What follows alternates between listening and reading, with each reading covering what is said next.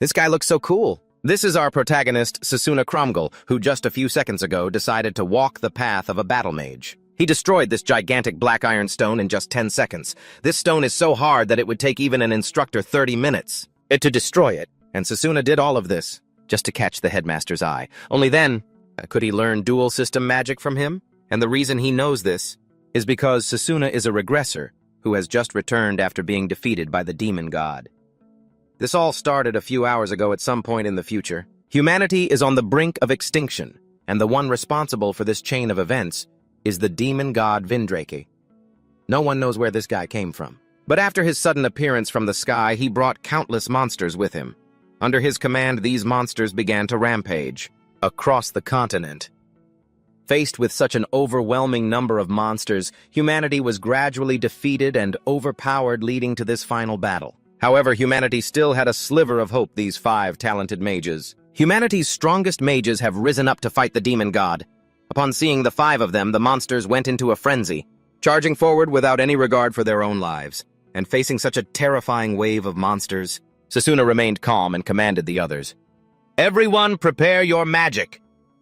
At his words, the other 4 immediately began to cast. On his command to fire, all 5 of them began to unleash their magic. The power from the top 5 mages was truly not to be underestimated. The monsters that had just charged forward were instantly blown to pieces, and at that moment, Sasuna saw something up ahead and shouted, "The demon god Vindrake!" Following Sasuna's gaze as the dust settled, the figure of the demon god Vindrake appeared before them. Upon seeing his form, Sasuna declared, "This is the day you fall unified magic. Combine all 6 elements and fire at once." "Elemental burst," Sasuna chanted as he began to execute his ultimate spell, and right after that, a colossal pillar of energy shot out from the magic circle, flying straight towards Vindrake. Seeing this, his red-haired teammate behind him shouted, "That support Sasuna." At his words, all 4 of them began to cast their own magic and attack at the same time. The end result was that the demon god Vindrake took the full force of all 5 magic attacks. Seeing this, the red-haired young man began to celebrate, saying, "How do you like that?" But his celebration was short-lived as the figure of the demon god Vindrake slowly reappeared from the smoke, completely unscathed. The blue-haired female teammate saw this and said in confusion, "No way." At the same time, the black-haired guy next to her reacted quickly. He instantly created another fire spell and said, "No, it's not over yet. Attack with more power." At his words, the 4 teammates joined forces and used their magic to attack once more. Only Sasuna noticed something was wrong and shouted, "Wait! We need to observe what's happening." But unfortunately for him, his 4 teammates had already launched their spells at the demon god Vindrake. And this Vindrake guy treated those magic attacks as if they were nothing but air. He didn't even bother to dodge. The moment the spells touched him, nothing happened at all. It was as if they vanished before they could even hit this guy's body. Sasuna, who hadn't attacked and had only been observing intently, realized something. "Our magic is being nullified," Sasuna thought, gritting his teeth. Back to the demon god Vindrake. After taking several magic attacks from humanity's party without a single scratch, he let out a sneer. "Is this the limit of humankind? You insects are ruining my garden. What a bunch of fools." Down below, Sasuna's party had fallen into chaos upon seeing that Vindrake was completely unharmed after all those attacks. "No, it can't be. Magic has no effect on him," the purple-haired girl said worriedly. Just then, the red-haired guy next to her, his face pale, said to Sasuna, "Give us the order." As for Sasuna, he wasn't doing much better.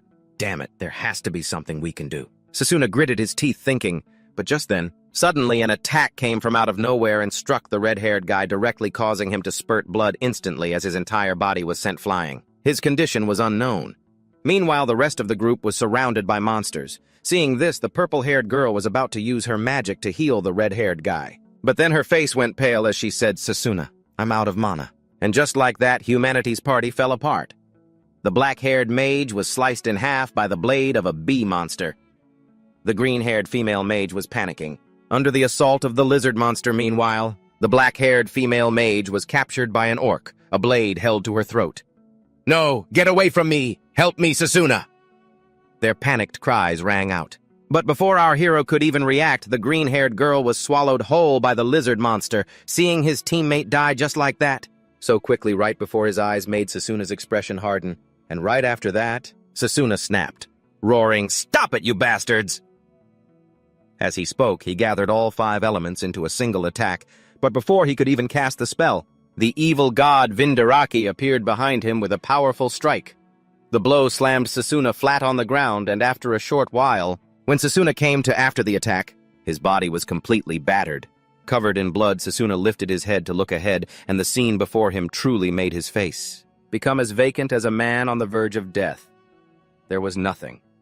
Before him was a scene of utter ruin with fires burning everywhere amidst the remaining corpses of his comrades. Seeing this, Sasuna clenched his fists and said helplessly, "Is this the end for humanity?" And as he was despairing, Vindaraka's voice rang out from behind him. "Fighting is completely meaningless, Sasuna." After hearing the one responsible for all this, the rage in his heart began to boil over. "No, it's not over yet," Sasuna thought as he began mumbling some kind of incantation. And as soon as the incantation was complete, his right arm was enveloped in a pale white light. Then, he threw his fist straight at him. For some reason,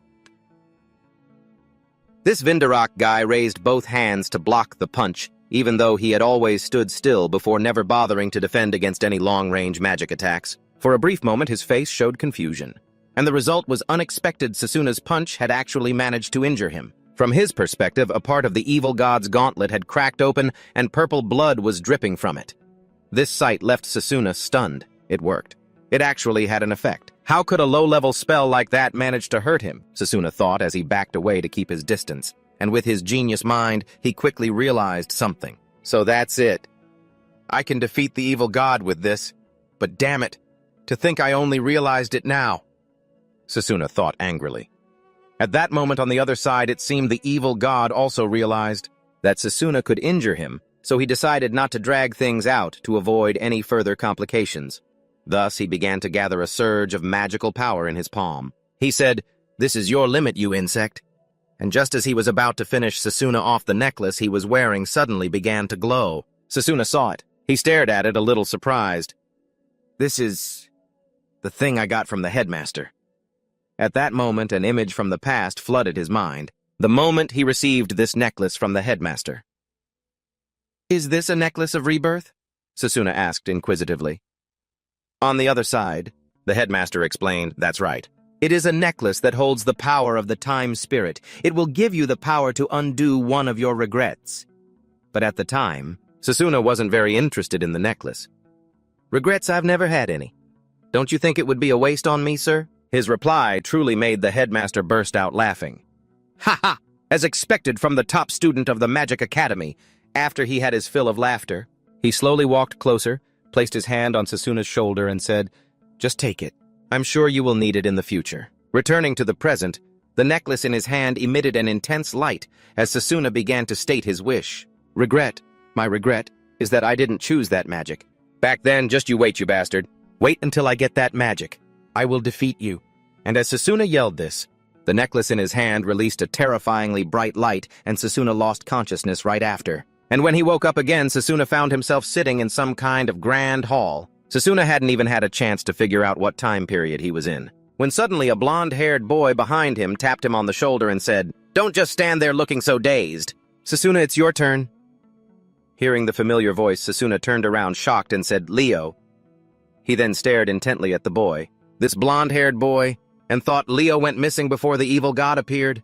Sasuna looked at his surroundings and realized, this is the Magic Academy.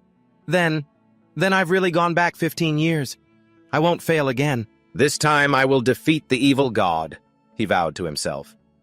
While he was lost in his thoughts, his friend Leo had to remind him once more. "I said it's your turn. We're in the middle of the blessing ceremony." My bad," Sasuna said, flustered. He then started walking up to the podium. His approach caused a few students below to start whispering.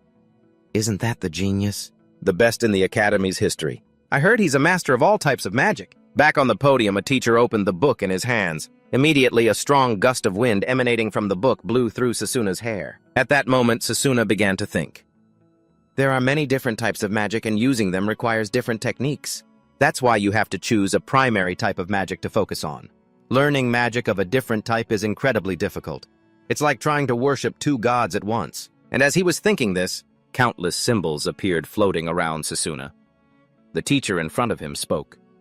"Sasuna Chrome, please choose the type of magic you wish to use. He then pointed to a symbol shaped like a pentagram and said, "Well, of course you'll be choosing this one, won't you?" As for Sasuna, after hearing the teacher's words, he considered it. Ranged magic, huh? Normally it would be the right choice. You create elements from mana and launch them at the enemy. It's safer to attack from a distance. That alone is usually enough to defeat any enemy. In the future, I became the world's strongest mage with ranged magic, but it was useless against the evil god. With that thought, Sasuna turned and stared intently at a magic symbol shaped like a spear. That action alone made the teacher and the students below break out in a cold sweat for him. Even his best friend Leo was confused and spoke up. "What are you doing, Sasuna? You said this morning you were going to choose ranged magic. Are you choosing close quarters magic now? That's the worst of the worst." Meanwhile, the teacher also felt the need to warn him. "Sasuna, that path focuses on body enhancement. You can only attack opponents at close range. This school of magic has been all but abandoned. It's like charging onto a battlefield of bows and guns with nothing but a stone axe. Don't throw your future away," he said with concern. Sasuna understood the professor's worries perfectly well. "I know. A mage who chooses this path is considered hopeless, but to fight the evil god Vindarake, this is the only way to defeat him. To do that..." Sasuna's resolve hardened. Then his hand became enveloped in a layer of mana. To the utter astonishment of the teacher and all the students, Sasuna reached out his hand and crushed the symbol that was floating in front of him. The symbol immediately dissolved into a stream of light that wrapped around his arm, finally settling as a crest on the back of his hand. "I'll choose this, and I'll defeat that bastard of an evil god," Sasuna vowed to himself. After his blessing ceremony was complete, he looked at the crest now etched onto the back of his hand and smiled satisfied. But naturally, his decision left the students below in disbelief. The one who had the strongest reaction was the teacher.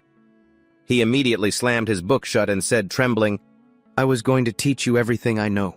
If you had chosen ranged magic, you could have become the strongest mage, and I could have shared in that glory. And yet you chose not to," he yelled in anger. This man was Cyrus, head of the Academy's ranged magic department. As for Sasuna, at this moment, he paid no mind to the angry words of the old man. "Glory, huh? All of that will be meaningless in just 15 years. 15 years until humanity is destroyed. 5 years until the evil god appears. I have all the knowledge from the start, but I have practically zero experience with magic. Close combat. The problem is how. How can I improve before the evil gods appear?" Sasuna muttered as he started to head down, leaving a furious Cyrus behind him. Then not long after that, once all the students had chosen their primary magic, an announcement rang out to remind them.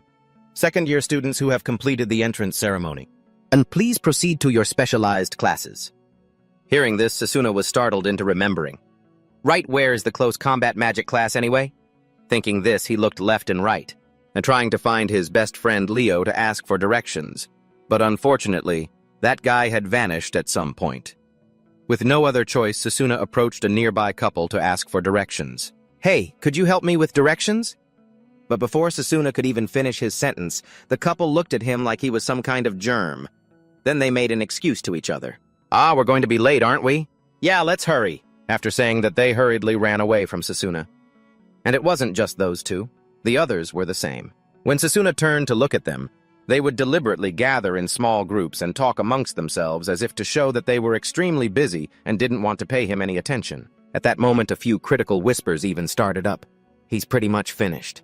Trying to stand out by choosing a different major. He'll learn his lesson soon enough." Thanks to that, however, Sasuna was able to see these people's true colors. Just because I chose a close combat, the way they treat me is completely different from before. Thinking this, Sasuna let out a sigh and mumbled, "I guess I'll have to find it myself. There must be a campus map in the schoolyard, right?" After saying that, Sasuna quickly headed out to the schoolyard to look for a map. And while he was walking, Sasuna suddenly heard a loud shout, "Fireball!" The shout caught Sasuna's attention. "Is someone fighting?" In a place like this, he thought to himself. And from where Sasuna was looking right at that moment, a red-haired girl was struggling to dodge fireballs coming from someone. After backing away to dodge the attack, she yelled at the guys in front of her. "Give it back! That's a precious gift from my mother," she said, her voice and face filled with rage. But faced with this anger, the bullying students only found it more amusing. The chubby one held up a blue hairpin and said, "This hairpin is a magical tool that can store mana right. Something like this is too high class for a commoner like you to own. But don't worry, we'll put it to good use." Meanwhile, Sasuna had already figured out who these people were. The one fighting is from the close combat department, and those other three are from the long-range magic department. Back at the fight, the blonde-haired guy taunted her. If you want it back, then come and take it by force. Use that pathetic close combat power of yours. As he spoke, he began to create a flame in his hand and threw it straight at the red-haired girl. Faced with a barrage of fireballs flying toward her like this, the girl could only struggle to dodge. At this point, the red-haired girl's entire body was covered in a faint orange light. It was a basic spell from close combat magic, Movement Boost. It can increase mobility to close in on an opponent, but even though she could dodge a few hits, the distance was still too great. Back to the red-haired girl. After dodging the attack, she shouted, "That hairpin! My mom saved up for a whole year to buy it for me. I'll never let it fall into your hands." After saying that, she began to use some kind of magic gathering mana in the palm of her hand. Immediately after, a mana dagger appeared in her hand. Sasuna, watching this, also recognized it. Close combat magic mana blade. But with just that, it would be difficult to win. And just as he thought, the blonde guy, after seeing her use this type of magic, sneered, "Haha, it's useless. I wonder if that tiny little blade can even cut me." After saying that, he launched countless fireballs at the girl. The red-haired girl quickly used the sword in her hand to slash at a fireball in front of her, but even so, she was still caught in the resulting explosion. She was thrown backward. Seeing this, the blonde guy burst out laughing. "Haha, you're pathetic.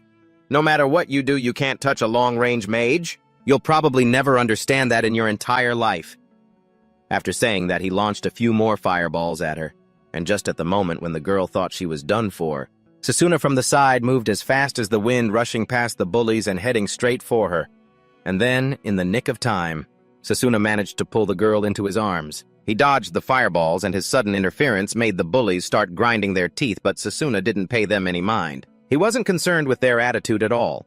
He just turned to the red-haired girl and asked if she knew where the melee magic department was. "I need someone to show me the way there." Hearing this, the red-haired girl was taken aback, but just as she was about to answer, the bullies in front of them realized who Sasuna was and asked if he was Sasuna Chrome. And then, they noticed the sigil on the back of Sasuna's hand and said in shock, "Wait, look at the back of his hand. He chose melee magic." And as soon as they saw that symbol, the blonde guy's attitude did a complete 180. "Really? Well then that's great. If he chose melee, we can beat him up as much as we want." As he spoke, he started conjuring a fireball. Seeing them, Sasuna thought to himself, "Melee magic is indeed weak, but it all depends on how you use it. While observing, I've already figured out how to improve it."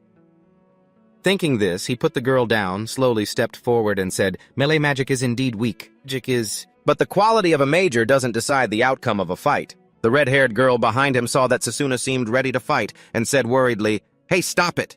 They're our seniors, you'll get..." But before she could finish, the blonde guy in front shouted, "Too late!" and unleashed a barrage of fireballs at Sasuna. Facing the fire magic, Sasuna began to use his own concentrating magic into his legs and using a speed-enhancing effect. And under the influence of this magic, Sasuna was able to easily dodge all the attacks. "All right, with this speed, I can dodge magic. If I can move freely, I want to try again," Sasuna thought to himself as he started to leap and weave between the attacks, not forgetting to taunt the other guy. "You've only been shooting fireballs this whole time. Can't you use any other elements?" "Shut up," the blonde guy shouted, and despite his tough talk, he was starting to feel the heat. "What are these moves? I can't hit him," the guy thought as he watched Sasuna dance between his attacks. Seeing this, he couldn't hold back his anger anymore and said, "I'm done playing around." As he spoke, he began to gather a large fireball between his hands, releasing it forward as soon as it was fully charged. But it seemed Sasuna wasn't planning to play around with him anymore either, so he created a magic sword in his hand. And just as the fireball was about to hit him, he swung his sword and slashed it in two. The severed fireball vanished instantly, and this incredible feat truly made the blonde guy gape in amazement. He slashed it. Even the girl from the melee department couldn't believe it and asked, "You can cut it?" Sasuna calmly explained, "It's magic against magic. Whoever has better mastery of magic wins, that's all." As he said this, he thought, "The reason a person with little magical power became the strongest in the world is because I can control magic with extreme precision." Then he looked at the sword in his hand. "Looks like this is more useful than I thought, and if I can combine power and speed, it'll be even better." Back to the blonde guy after Sasuna had just nullified his fireball. He became furious and said, "Damn it, if that's how it's going to be, I'll just use a bigger one. Who knows what kind of magic he was planning to use next, but his two cronies beside him tried to reason with him. Wait, that's too dangerous. If you go too far, the teachers will show up. But unfortunately for them, the blonde guy had already lost his mind. "Shut your mouths!" he shouted and began to chant a spell. But before he could even finish, his eyes widened in shock, because at that moment, Sasuna had shot towards him like a rocket. "No way, he's faster than my casting speed, I'm screwed." And just as he thought that, Sasuna was already right in his face, and immediately after, Sasuna gathered magic into his palm, activated his magic fist skill, and delivered a solid punch right into the bully's gut, causing his face to scrunch up in pain. And the result wasn't very surprising for a mage who rarely used physical strength, taking a direct punch like that. His eyes bulged and his jaw dropped, and the onlookers were rendered speechless by the scene before them.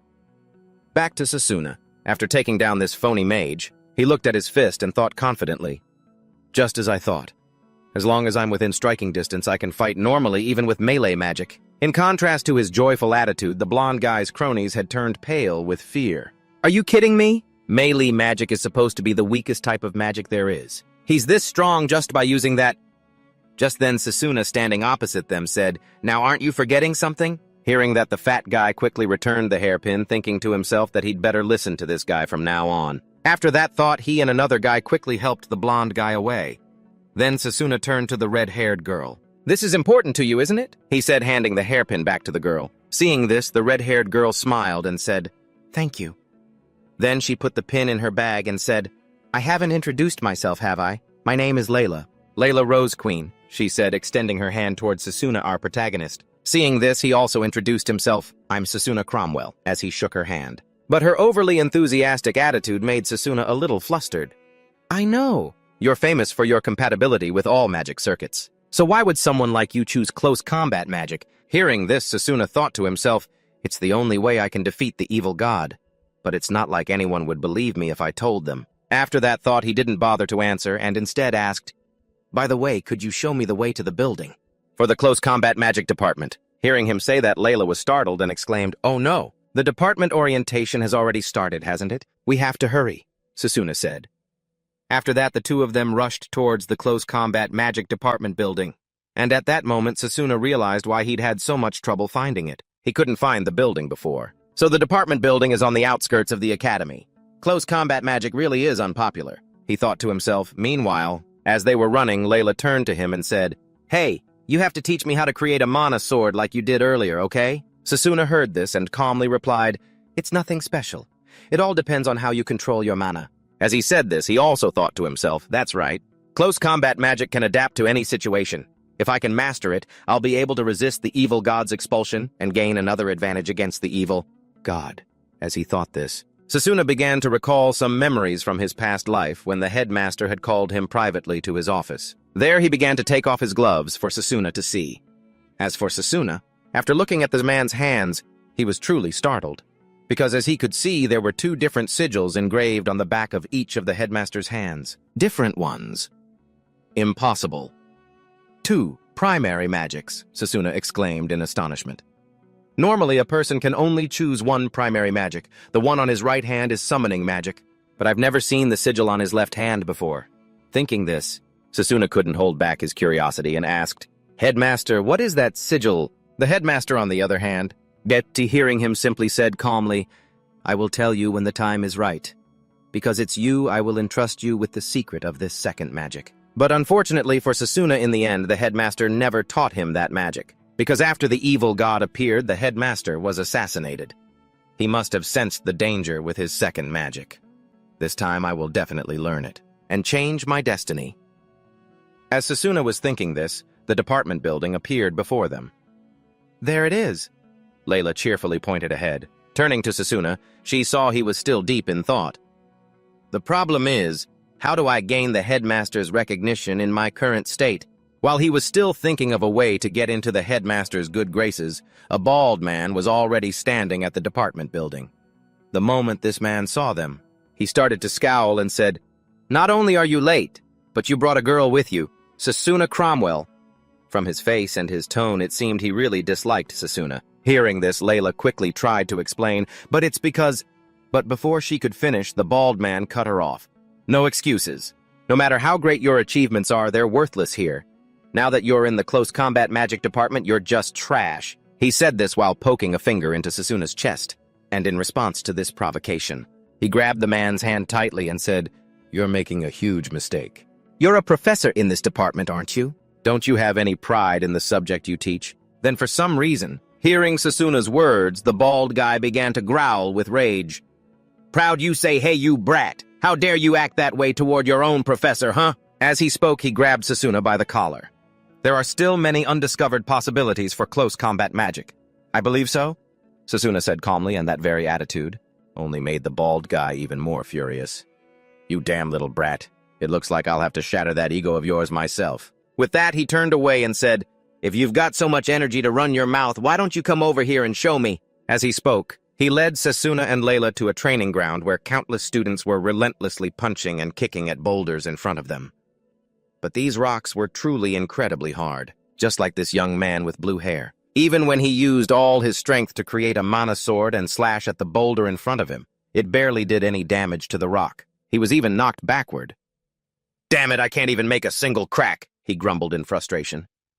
Meanwhile, the bald guy began to explain to Susuna and Layla, "This is the test to determine your class ranking. There's a crystal embedded in the center of this obsidianite. You have to get it out as fast as you can. Anyone who fails will be punished," he told Susuna with a look on his face as if he was eagerly waiting for him to fail. Then the scumbag turned to the other students and yelled, "It's been an hour and still no one's broken through." Hearing this, the blue-haired student from before started panting heavily and said, "That's easy for you to say, sir, but this rock is hard as hell."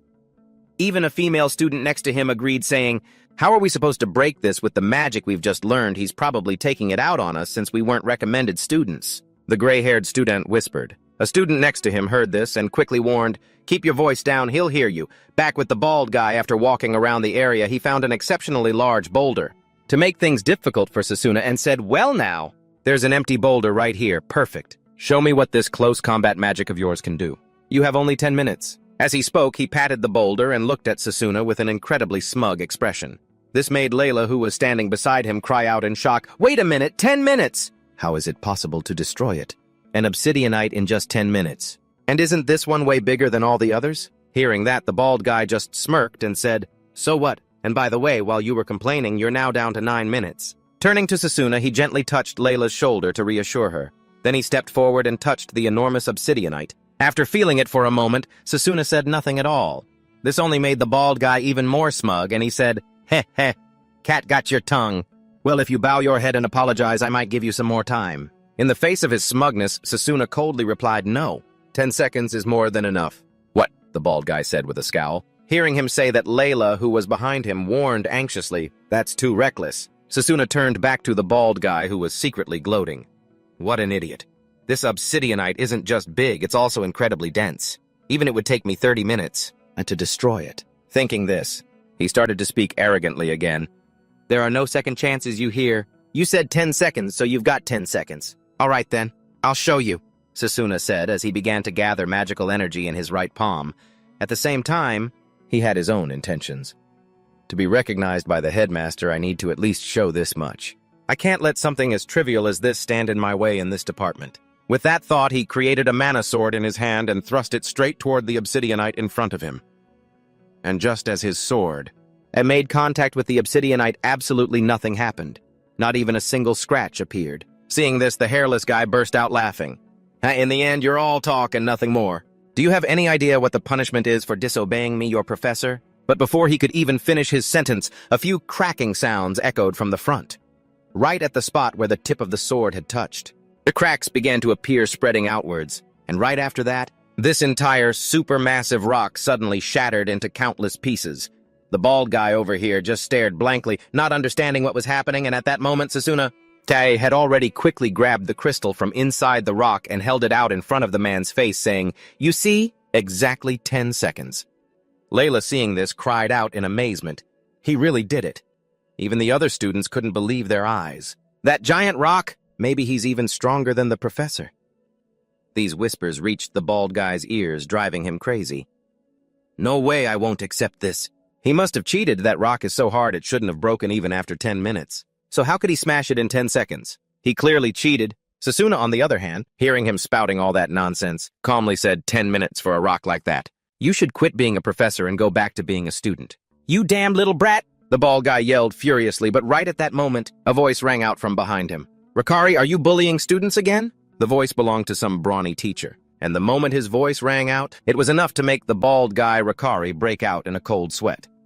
Then, he turned around and stammered, Dean Lionel? The man named Lionel yawned and said, interrupting my nap. Just so you know, the kid didn't cheat. He saw the mana flow inside the rock and aimed for its weakest point. That's why he was able to destroy it so easily. At this, the man took a drag from a cigarette, glanced at Ricari with a dangerous look in his eyes, and said, You call yourself a professor and you couldn't even see that. The bald Ricari broke into a nervous sweat. And just as he feared, Lionel raised his voice and announced, Everyone gather round. I hear Professor Ricari is going to demonstrate his magic defense for us.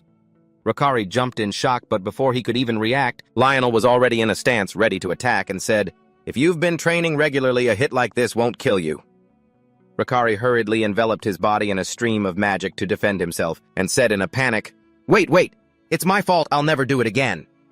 But unfortunately for him, the brawny man had already thrown his fist. Seeing this, the bald guy quickly raised both hands to defend, and as a result he was sent flying like a cannonball toward the building behind him.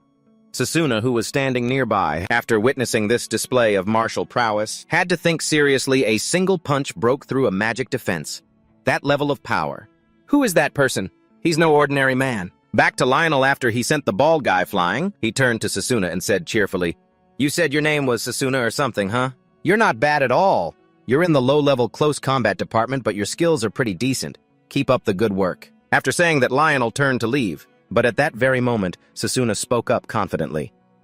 Professor, just because I'm a close combat fighter doesn't mean I'll lose to the other departments. I will utilize the strength of close combat and become the head of the department.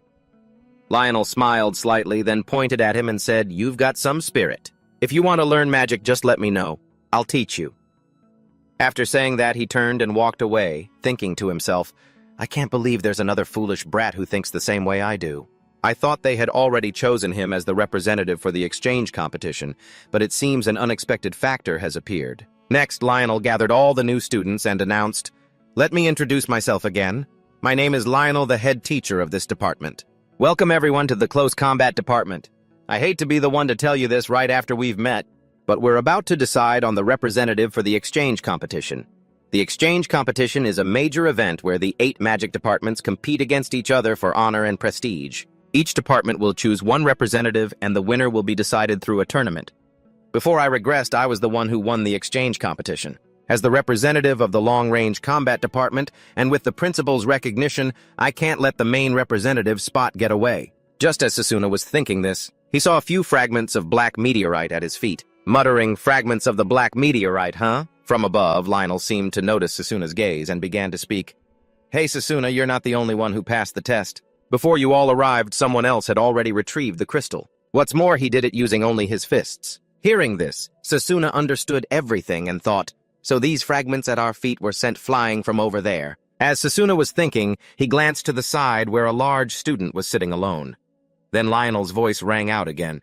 Hey, Drago Oak, you too, come over here. The large student named Drago heard this and started walking towards everyone. He looked at Sasuna and said, So, you're Sasuna Cromgel, huh?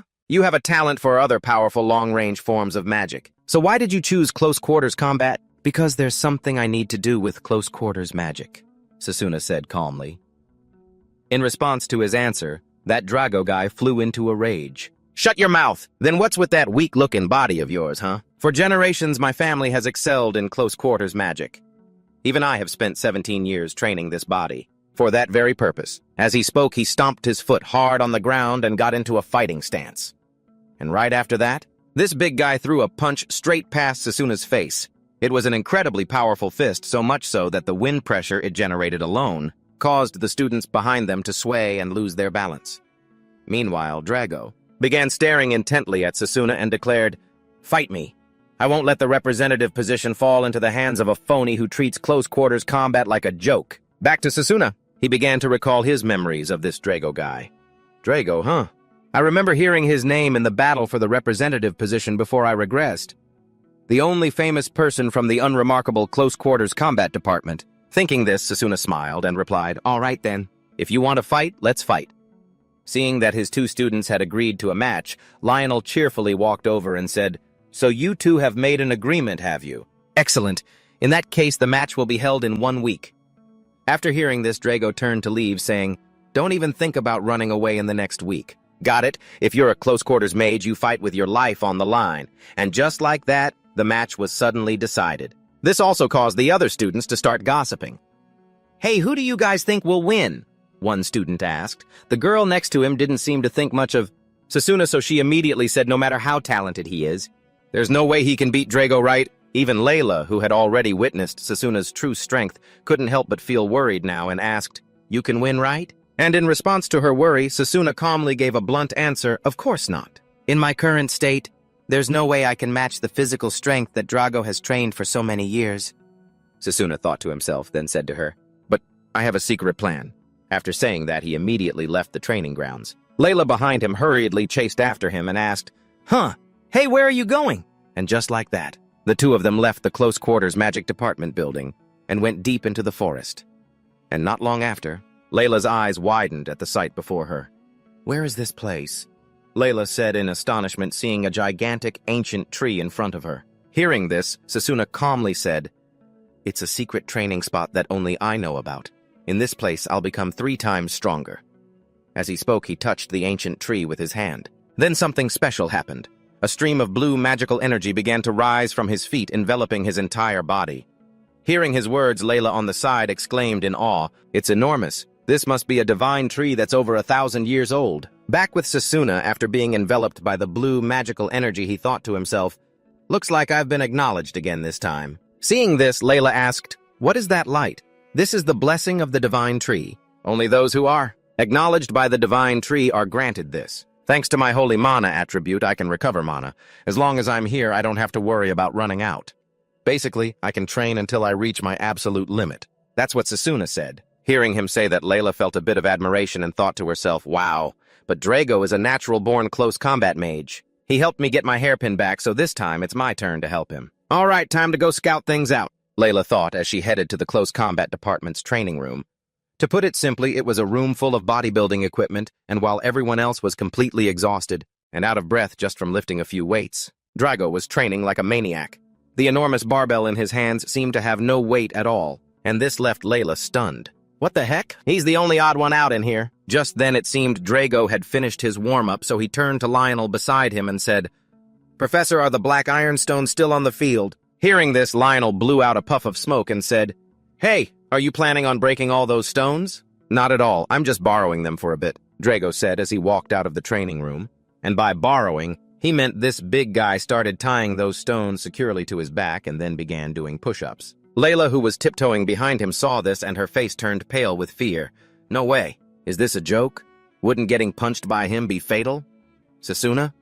Will he really be okay? Layla thought worriedly as she rushed off to find Sasuna and tell him. Meanwhile, with Sasuna, he was still sitting leisurely reading some kind of martial arts book. And when Layla ran over and saw this, she couldn't help but yell, "Is this really the time to be so relaxed? Do you have any idea that Drago is doing push-ups with 5 black ironstone slabs on his back?" Sasuna didn't seem very surprised to hear that.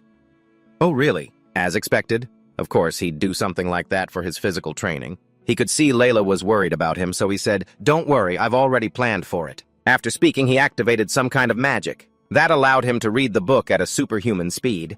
For every page, he only needed a single glance to know its entire content. Back to Layla. She was still a bit confused about Sasuna's intentions and asked, "What do you mean?" Sasuna began to explain.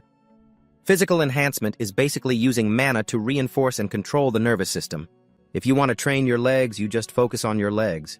If you want to train your arms, focus on your arms. In a case where you need to enhance your memory, you just need to focus your attention on your head. And once you can visualize the move in your head, you just have to execute it. With that, Sasuna stood up to practice what he had just learned from the book. First was a high kick. Next, he created a mana sword and performed a few practice slashes in the air. After witnessing this, Layla was completely stunned and said, "That's incredible. You learn moves so quickly, too." Hearing her praise, Sasuna remained calm and said, "No, it's not enough." But just as Sasuna said that, a sudden wave of pain hit him, causing him to collapse to the ground. Layla saw this and rushed to his side, and that's when she noticed it. Susuna's right arm was bruised purple. She said worriedly, "Sasuna, your injury." Although in pain, Sasuna struggled to prop himself up and said, "I'm fine.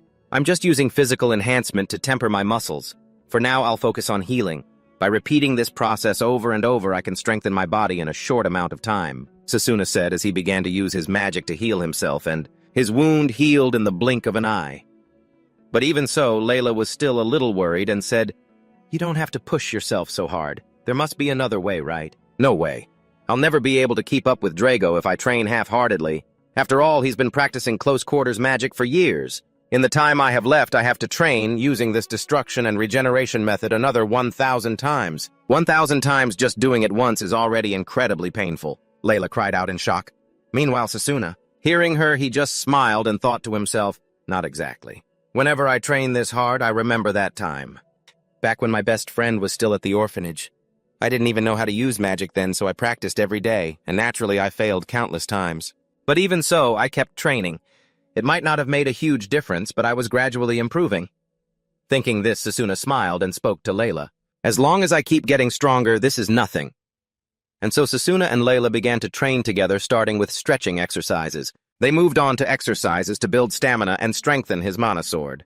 And through this harsh training, Layla began to see Sasuna in a different light. Someone once said that Sasuna was just naturally talented. But the truth is he works harder than anyone I've ever seen, Layla thought, watching Sasuna do push-ups with 5 boulders on his back. And his incredible progress made Layla happy for him. Time flew by, and soon the day of the match between Sasuna and Drago arrived. Now both of them were on the dueling stage with their teacher Lionel as the referee. "So you didn't run away, huh?" Drago said, staring straight at Sasuna. Hearing this, Sasuna confidently replied, "I don't run. Besides, I'm representing the close combat department." And after their verbal sparring match, Lionel announced, "Are you two ready? Begin!" Immediately after the command, Sasuna rushed forward. The moment he closed the distance with Drago, he unleashed a tiger strike. But on the other side, Drago quickly brought up both arms to defend, taking almost no damage. Seeing this, Sasuna spun on his heel and landed a kick right on the big guy. It sent Drago flying back several meters, but it didn't seem to cause much damage. Sasuna started to think. He just used a magic shield to block it. At that moment, Drago's expression across from him turned serious. And right after that, a look of shock appeared on Sasuna's face because, in a mere instant, the big guy had closed the distance to him. At the same time, Drago began gathering magic into his fist and threw an incredibly powerful punch right at him. The attack was so strong that the resulting wind pressure alone made the other students rush to shield their faces. Seeing this, Layla cried out in worry, "Sasuna, back on the dueling stage." As they waited for the dust to settle, everyone saw that Sasuna was still unharmed after that attack. It looked like he had used his hand to push Drago's arm aside, dodging the blow. This lightning-fast exchange between them made the other students cry out in amazement. "This fight between them is insane." "Are you sure they both just leveled up?" Back to Sasuna. After blocking Drago's first attack, he realized something. "I get it," he thought. "If I take a direct hit, it's all over." And with that, the battle resumed. It began with Drago throwing a straight punch, but Sasuna ducked and dodged it. Then right after that, Drago threw a hook, but our hero managed to dodge it. Seeing this, Drago got even more furious and increased his attack speed. This time, Sasuna couldn't dodge in time and had to raise both arms, focusing his magic into them to block the punch. And then he threw another punch with Sasuna still concentrating his magic to defend. The fact that Sasuna kept defending without fighting back finally made Drago snap and yell, "What's wrong? Why do you only defend on the other side, Sasuna?" Hearing him said nothing and remained focused on his defense. "In the end, your body is just as weak as ever. Looks like you've reached your limit," Drago said coldly. Meanwhile, up in the stands, Layla watched as Sasuna was being overwhelmed. She thought with concern, "Even after all that harsh training, he still can't beat Drago." Back on the dueling stage, Lionel, who had been observing his two students fight this whole time, noticed something. "At a glance, it looks like Sasuna is being overwhelmed, but that kid is using his magic to parry the blows." Perfectly!" From his point of view, Drago then began to spin, launching a roundhouse kick at Sasuna, but Sasuna quickly blocked it with both arms. Seeing this, Drago clacked his tongue in annoyance, then began to unleash a flurry of punches at Sasuna. And in the middle of this assault, he didn't forget to taunt him. "You nobles always look down on close combat, but my father and I were born into a family that has perfected it. Do you have any idea how much humiliation we've had to endure?" he yelled. He also began to gather magic in his palm, forming a mana sword while declaring, "I will change my own destiny." Meanwhile, opposite him, Sasuna had also formed his own mana sword. It seemed the battle between them was now truly beginning. After seeing each other draw their swords, neither of them said a word. They charged at each other at the same time. It seems that even with swords, Drago was still a step ahead, repeatedly pushing back our protagonist, Sasuna. He primarily used his agile footwork to dodge and counter when he saw an opening. Just now, Sasuna lunged at Drago, but he leaped high into the air to dodge the attack. Then right after that, the burly student then used his falling momentum to bring down a powerful slash. Luckily, Sasuna dodged just in time because with an attack that strong, he would have had a hard time blocking it. But Drago had no intention of letting up that easily. The moment he saw Sasuna fall back, he charged forward, and while Sasuna was still off balance, he swung his sword powerfully toward him. Sasuna quickly raised his own sword to block the slash. Then Sasuna spoke. "I understand your words. Aren't we both aiming for the top?" After speaking, Sasuna channeled his strength into his right arm and pushed Drago back. Then Sasuna took the offensive, lunging forward. With just a single slash from Sasuna, the sword of Drago's mana shattered into pieces. At that moment, Drago thought back to Sasuna's recent words. "Aiming for the top, huh?" He smiled at the thought. Next, he gathered energy in his left arm and thrust it straight at Sasuna. Our protagonist reacted instantly. He immediately sidestepped, dodging the punch. Then, quick as a flash, he circled around behind Drago and seized the opportunity. Sasuna used Physical Enhancement Magic Swift to boost his speed, unleashing a flurry of slashes with his mana sword and forcing Drago to raise his arms to defend. Up in the stands, Layla saw this scene. She said gleefully, "It's working." Back to Master Lionel, seeing his two students fight so brilliantly. He thought with delight, Drago's defense and counterattacks are excellent, but Sasuna's mana control and physical enhancement are just as formidable. I wonder which one of them will win. And while the teacher was lost in his happy thoughts, Sasuna was finding things difficult. His defense is too solid. I have to create an opening. And as he was thinking this, Drago suddenly backed away to create some distance. Then right after that, he once again formed a mana sword in his hand, and with the weapon in hand, he didn't hesitate to swing it right at Sasuna. Luckily, Sasuna managed to lean back and dodge it in time, but this also gave Drago an opportunity to press his attack. He let out a loud shout and swung his sword at Sasuna again, and then it was another scene of the two fighting, while one retreated. It seemed Drago wanted to end this quickly as he began pouring his mana into his sword. Sasuna realized it instantly. He's putting all his mana into this attack, and just as Sasuna guessed a moment later, Drago unleashed a slash so powerful it shattered the arena floor into pieces. Luckily, Sasuna managed to dodge, but even so, the shockwave still sent him flying to the edge of the arena. I've finally cornered him. This time, he won't be able to use that footwork of his anymore, Drago thought. Then the big lug began to use some kind of strange technique. It made his entire body seem to swell in size. Bulging green veins started to pop out all over the large man's arms. At a glance, it looked as if Drago had truly gone berserk. And then right after that, he gathered power into his fist and charged straight at Sasuna. Facing the big guy's mighty fist, Sasuna simply focused his mind and watched. And the moment Drago's fist made contact, Sasuna's body vanished like an illusion. Huh, an afterimage, Drago thought as he saw the figure of Sasuna's form dissipate upon contact with his fist. And just then, Sasuna's voice rang out from above him. If I continuously focus my mana in one spot, I can create an afterimage of myself. Hearing this, Drago was startled. But before he could even react, Sasuna had already landed behind him and was in a stance to swing his sword. Drago on his side clicked his tongue in annoyance and threw a punch towards Sasuna. It's over, Sasuna muttered, and right after that, he unleashed a slash straight at the big guy's waist, before his fist could even touch him. And after taking a direct hit to the waist like that, Drago's eyes rolled back in his head. The other students in the stands saw this, and their jaws dropped at the swift development of the battle. Mr. Lionel on the side was also impressed, thinking this kid wanted to use his strength for a counterattack. They both did very well, but this time Sasuna was the one who did better. Thinking this, he raised his hand and declared the match over. The winner is Sasuna Chrome. And right after his announcement, that girl Layla jumped for joy while their other friends were also stunned by the outcome of the match. Down below, the large body of their friend Drago trembled as he came to. The guys in the stands could hardly believe what they were seeing. He can still get up after taking that hit. He's seriously tough. Back to Drago's side now. His body trembled with pain as he thought, impossible! That last mana sword attack, he held back. Just then, Sasuna extended his hand to help the big guy up. But seeing this, Drago didn't rush to take Sasuna's hand. He just calmly asked, "Tell me, what do you fight for?" Hearing this, Sasuna looked at Drago for a moment, then said, "So I don't lose anyone else. So that nothing more can be taken from me. I will become stronger than everyone." And these words from Sasuna genuinely surprised the big guy Drago a little, but then he seemed to understand something, and said, "I get it. You're really strong. I accept my defeat wholeheartedly." After saying that, he took Sasuna's hand and struggled to his feet. Seeing this, Sasuna smiled and praised him. "You really do live up to your reputation." And of course, after witnessing Drago's true strength, Sasuna had many thoughts. With that power, he would be a great help in the future battle against the evil gods. Just then, Teacher Lionel approached the two of them and said, "Having to fight Drago in a close-quarters match like this? You almost lost, didn't you?" Then he raised Sasuna's arm high and said to all the students watching, "Sasuna has been chosen as the representative for the close-quarters combat department." Time flew by, and a few days later, Lionel led Sasuna to the front of a certain room and said, "It's time for the representatives' meeting for the friendly match. It might sound a bit strange, but you'd better be on your best behavior." "Yes, sir," Sasuna said quickly. Then he opened the door and went inside.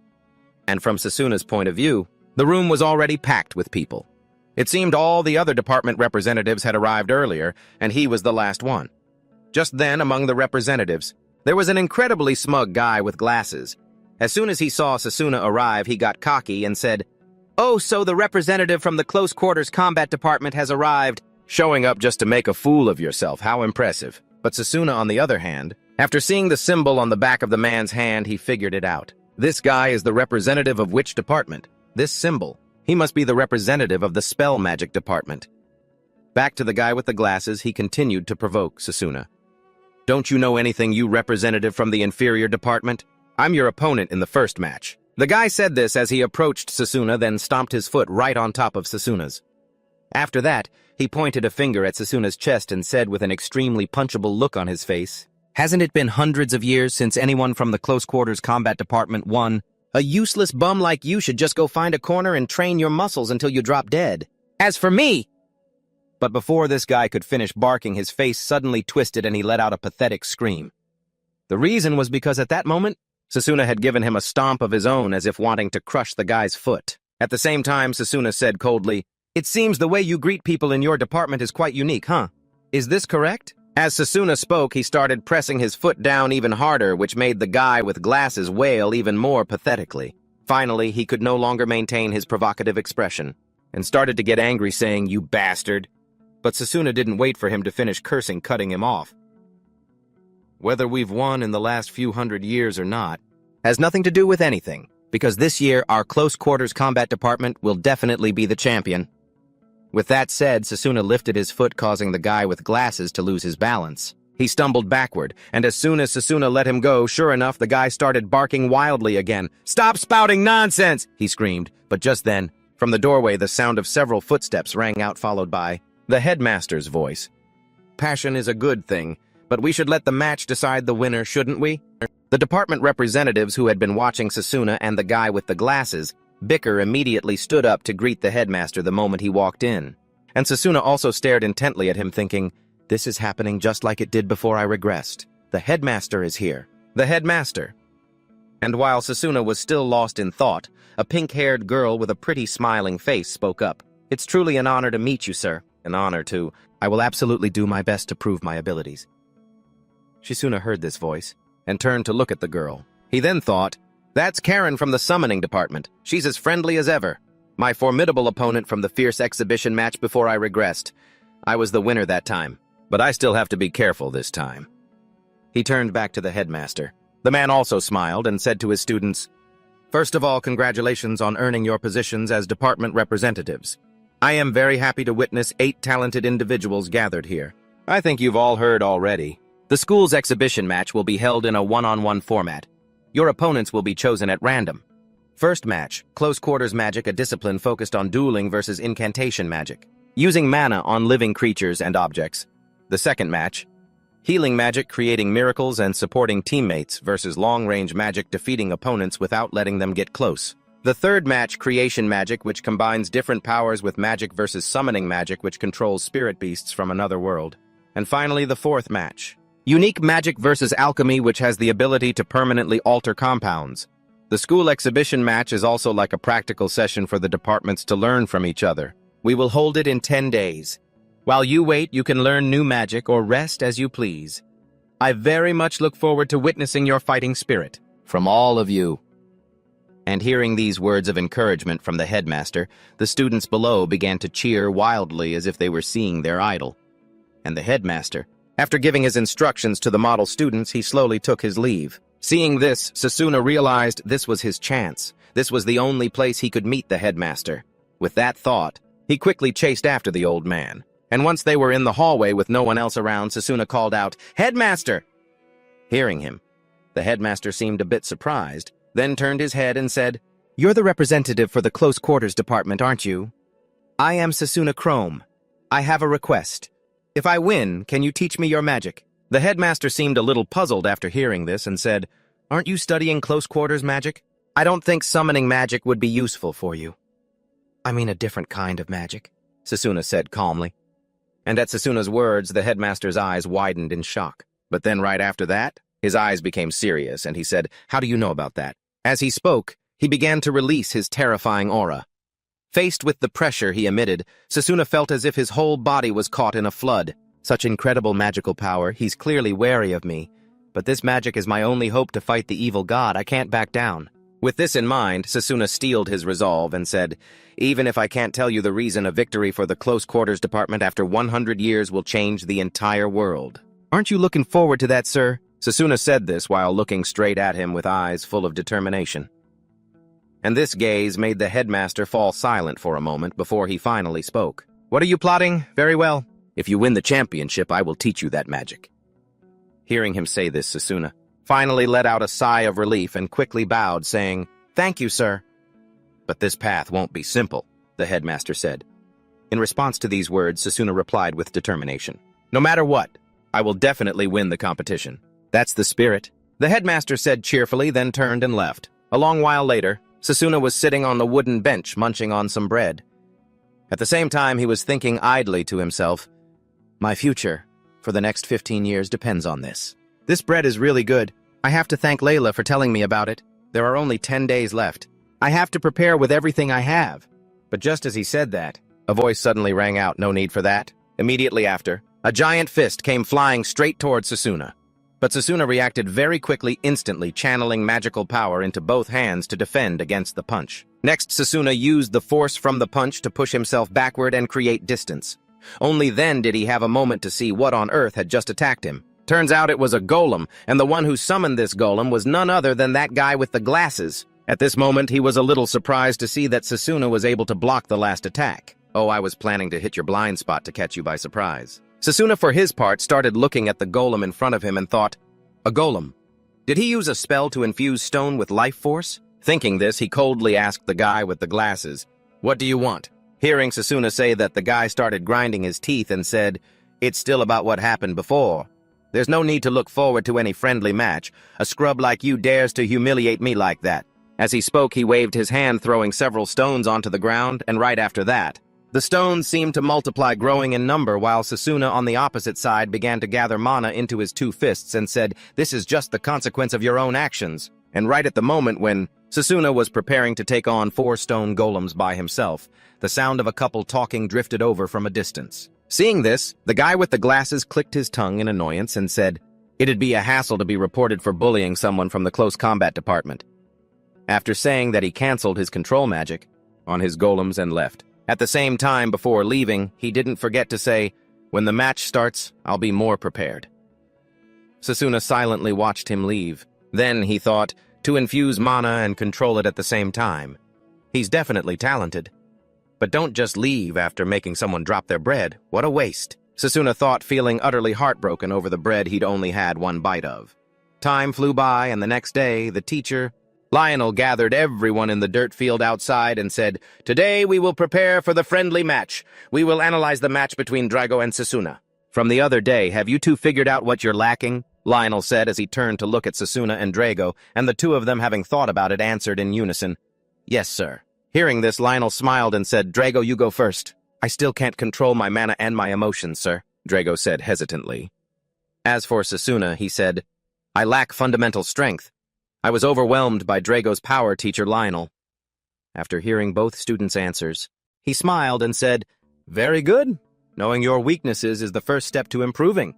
Let's try to fix them in today's match, all right? Just then, Layla from the back asked, Teacher, is today's training for the friendly match? Good question. The opponent in the first match is Noel from the Spell Magic Department. According to Sasuna, he uses a lot of golems for defense and attack. Because golems have physical bodies, the way they fight is fundamentally similar to magic and close combat. At this point, he turned to Drago and instructed, Today, I will give you a mission. Drago, you focus on speed. Be relentless like a golem and attack from all directions. Yes, sir. And Sasuna, you will have to dodge Drago's attacks and counterattack just like that. The two of them got into their fighting stances. Drago was burning with fighting spirit and said, Sasuna, this time won't be like the last. I'm looking forward to this. I'm looking forward to it too, Sasuna said with a smile. After the signal to begin was given, the big guy Drago immediately took the initiative and charged forward to attack. He gathered power into his fist and threw a straight punch at Sasuna, and of course with such a straightforward attack. Sasuna was able to see it and tilted his head to the side to dodge. He even quickly slipped to Drago's right side to prepare a counter. But in the very moment he was about to attack, Sasuna saw Drago's triumphant smile. It was then that he realized with a start that the opening just now was deliberately created by the big guy to lure him into this position. And the result was, Sasuna took a left hook. It was only with great difficulty that Sasuna managed to react and defend himself. Is my reaction speed too slow? Sasuna thought to himself as he blocked the stinging punch from Drago. Meanwhile, Teacher Lionel watched his two students fight from the side. He had to praise them. Well done, Drago, you've balanced both speed and power. And it seems that after hearing the praise from his muscular teacher, Drago got something like a power-up. So he started using the bob and weave technique from boxing to close in on Sasuna, then threw another punch. But our protagonist, perhaps having the spirit of a mouse, dodged it once again.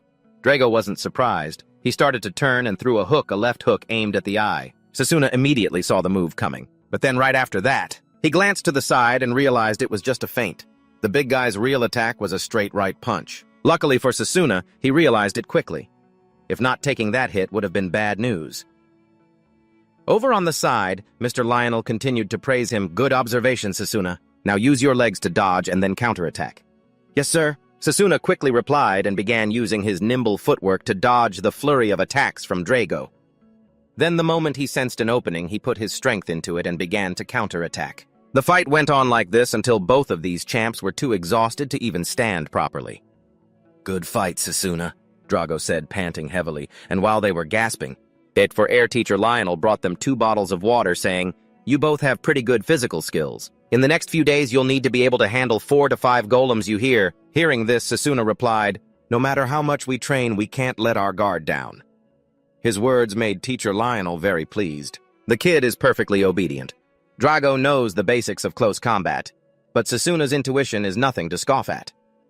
Time passed quickly, and the day of the exhibition match finally arrived. At this moment, inside a magnificent arena, the announcer's voice boomed, Yes, the day has finally come, the 781st exhibition match of the Elmaris Academy, among the representatives of the 8 departments who will be the strongest. Meanwhile, the 2 contestants participating in the first match are Sasuna and Noel, who have already taken their places in the arena.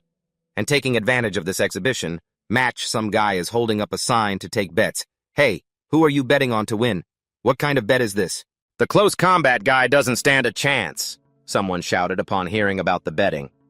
Back up in the stands, the blonde guy who bullied Layla before had also joined in on the gambling. He gritted his teeth and cheered for Sasuna. Come on, Sasuna, I bet on you. You're today's dark horse. And just as they were all buzzing with discussion, a student suddenly noticed the head of the long-range magic department bringing his department's representative over to watch the fight and said, Hey, that's their ace. Wait, long-range magic? Why do they look so relaxed before a match? If things go well, he'll probably have to face the winner of this one. Down in the arena, the announcer declared, the exhibition matches feature a randomly changing battlefield each time, and this time the fighting stage is a desert terrain. The moment Noel saw this stage appear, he was visibly thrilled. Excellent! Even the other students in his department realized that he had the terrain advantage, and they started screaming and cheering. Noel, take that brat down! The no-name department is on stage again. How fun? At that moment, Drago, who was nearby, heard all of these cheers and went ballistic, shouting, "Hey, watch your mouths! Watch closely and see if we're really a no-name." She roared like a lioness, forcing Teacher Lionel, who was beside her, to quickly try and calm her down. Back to our announcer, he finally declared, "And so let the first match begin."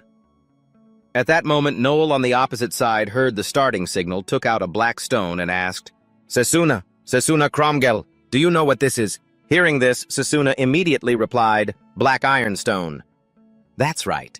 To be more precise, it's a core fragment needed to create a golem by combining it with sand. As he spoke, he let the stone drop onto the sand below, and right after that, he used his magic channeling it into the stone below.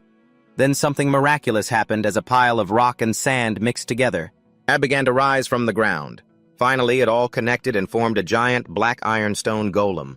After seeing this stone man appear, he boldly declared, "Not even a sword can leave a scratch on this black ironstone golem." But that wasn't all.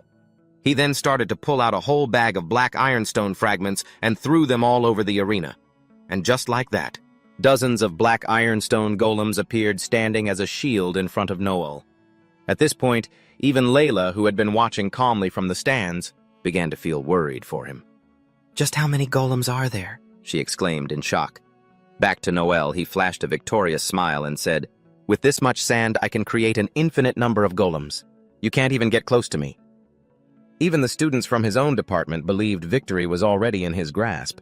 The outcome was decided before the match even began. "Hey, close combat fighter, you'd be better off just giving up." Sasuna furrowed his brow.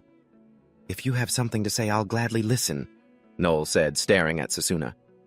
In response to his demand, Sasuna replied with a bored expression, "How utterly boring. I never expected this to be your trump card." At this, Noel heard the contempt in Sasuna's tone and growled, "What did you say, fine? My golems, crush him." As he spoke, he began to command his army of stone golems to charge straight at Sasuna, and faced with such a massive force, Sasuna remained calm and didn't even bother to dodge.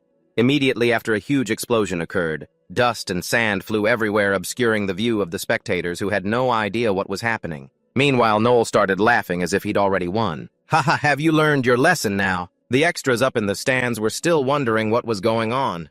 "There's too much dust, I can't see a thing," someone shouted. The scene shifts back to Sasuna, who was still safe inside the dust cloud. To be more precise, these golems were absolutely nothing to him. For each one of these hulking figures, he only needed a single sword strike to shatter it into countless pieces. After that, Sasuna calmly walked towards Noel and said, "I've figured out everything there is to know about the dark steel stone." Hearing this, Noel, who was on the opposite side, stood there with his jaw dropped in utter disbelief. "Those golems are a special extra durable type, you know." Saying this, he regained a bit of his composure and created countless more golems. I told you, didn't I? I can make as many of these as I want." With that, he commanded the horde of stone men to charge at Sasuna, but Sasuna still treated them as if they were nothing. In close quarters combat, melee magic is the strongest. It doesn't matter how many golems you create if all they can do is move in such a simple way. "I won't lose." As he said this, Sasuna charged forward to send these golems back to the dust, and the result was hardly surprising. For each of these stone men, he only needed a single slash. Just like that, in a matter of seconds, the entire army of stone men Noel had summoned was instantly destroyed. This sight made him panic. "Damn it!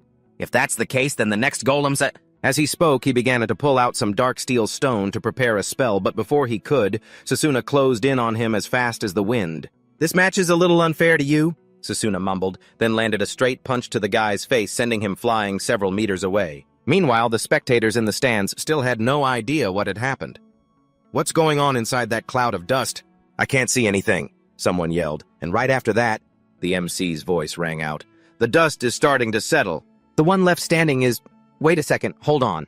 It is— The winner is Sasuna Cromgel!" The announcer started shouting as if he was going to break the mic. At that moment, Sasuna thought to himself with confidence, "I've won the first match." Meanwhile, upon seeing Sasuna's victory, Layla was overjoyed for him. He did it! Back with the students from the Control Magic Department, they were staring with wide eyes and open mouths at Sasuna's victory. "Are you kidding me? The Close Quarters Combat Department won?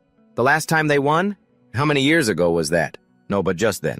A student with glasses thought of something and explained, "Wait a minute. Does that mean if you keep creating golems continuously, you can't maintain them for long?" And it seemed everyone agreed with his explanation. What the heck? So Noel's plan backfired on him. Under normal circumstances, he wouldn't have won. So the close quarters combat department just got lucky. It seems this group was consoling themselves with the idea that Noel couldn't maintain too many golems, so the entire stone army collapsed on its own. And that's why Sasuna was able to seize the opportunity and win. And while many were still stunned by Sasuna's victory, the portly head of the ranged magic department clicked his tongue in annoyance and said, "There's no way the plan just backfired, damn it! Sasuna Cromgall." At that moment, the dead-faced man next to him spoke with interest. "You've caught my attention. You little brat from the close quarters combat department. If that's the case, I'll have to prepare a few countermeasures." Returning to the tournament arena after Sasuna's first battle ended, the organizers quickly began the second match.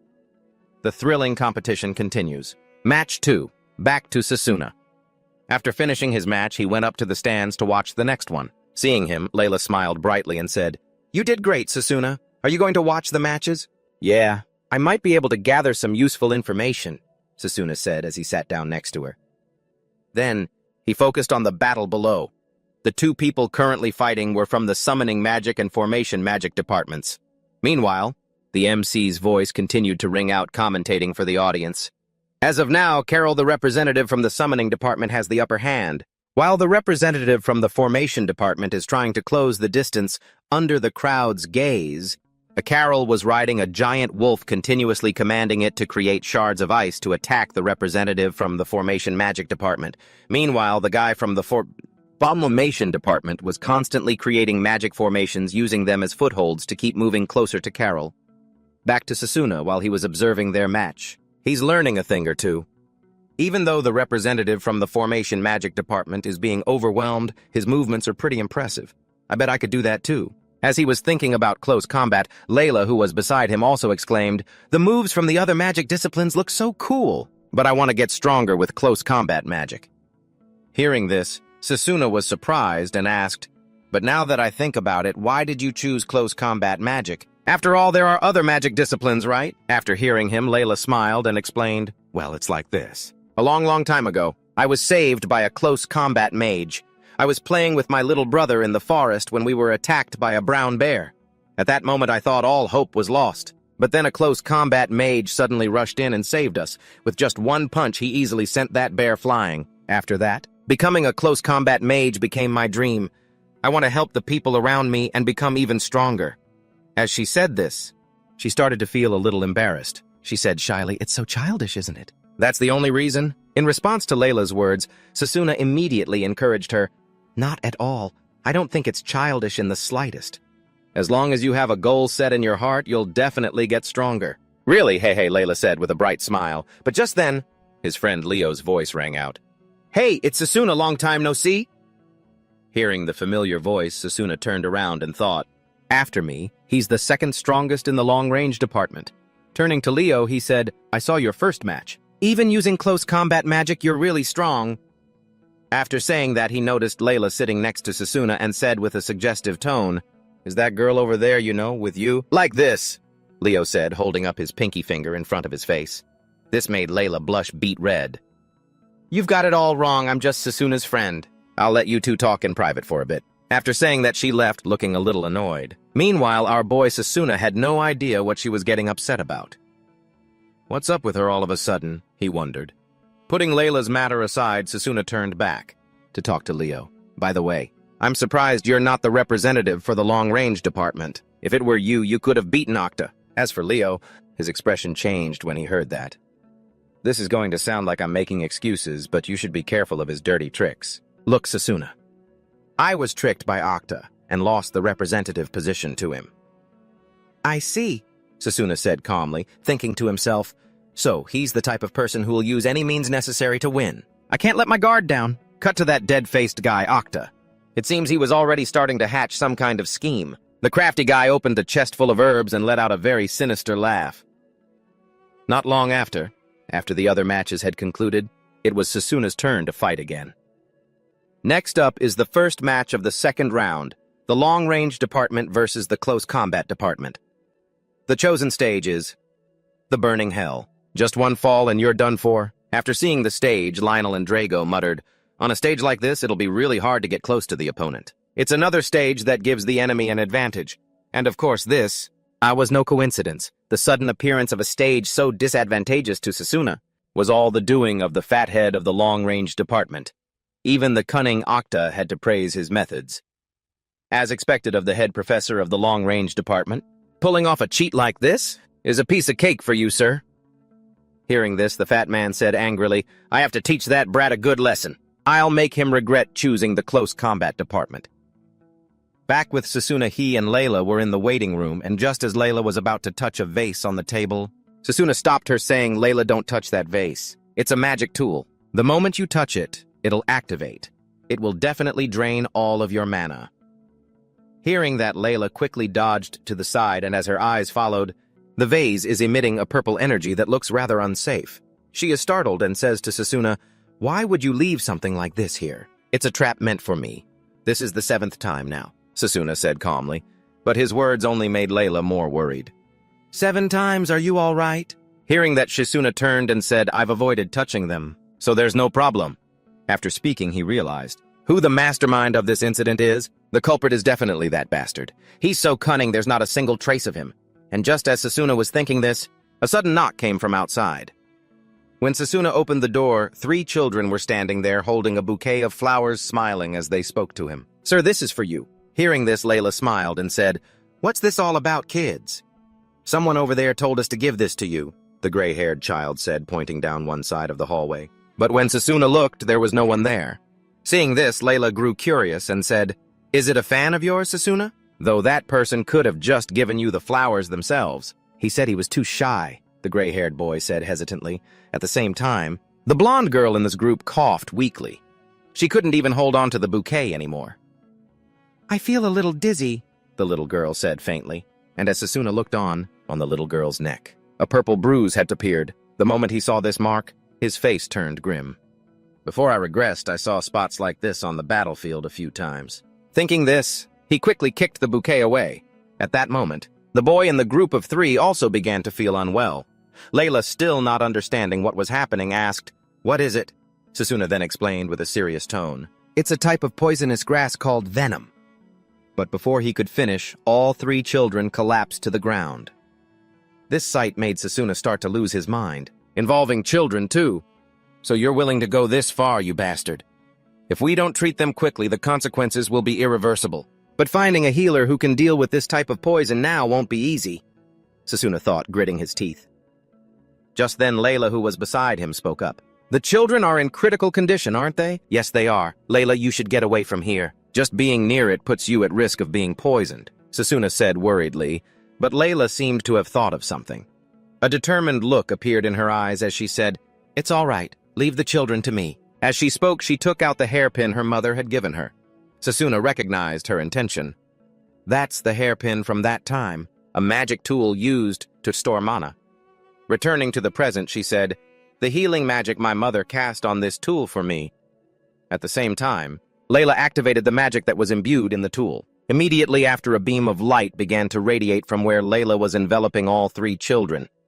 The dark bruises on the kids' bodies slowly began to fade. Seeing this, Sasuna felt a bit less worried. The dark spots are disappearing, he thought. Even though Mother gave this to me as a gift, to use in emergencies, this is definitely the right time to use it. Right, Layla said. Hearing her, Sasuna smiled. Thank you so much. After speaking, he quickly enveloped his entire body in mana. He then grabbed the bouquet and ran off to find a place to dispose of it. Leave the poison grass to me, Sasuna said as he left. He also remembered the characteristics of this flower. Venom grass is most potent when it blooms. I have to destroy it before that happens.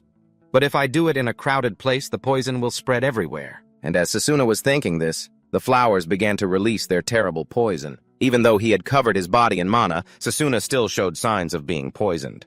But luckily, very soon after, he reached his secret training area. If I'm going to destroy it, it has to be here. And at that very moment, the bouquet in Sasuna's hand reached full bloom. Plumes of poisonous smoke visible to the naked eye began to rise from the flowers. Seeing this, Sasuna didn't hesitate to throw the poisonous bouquet into the air.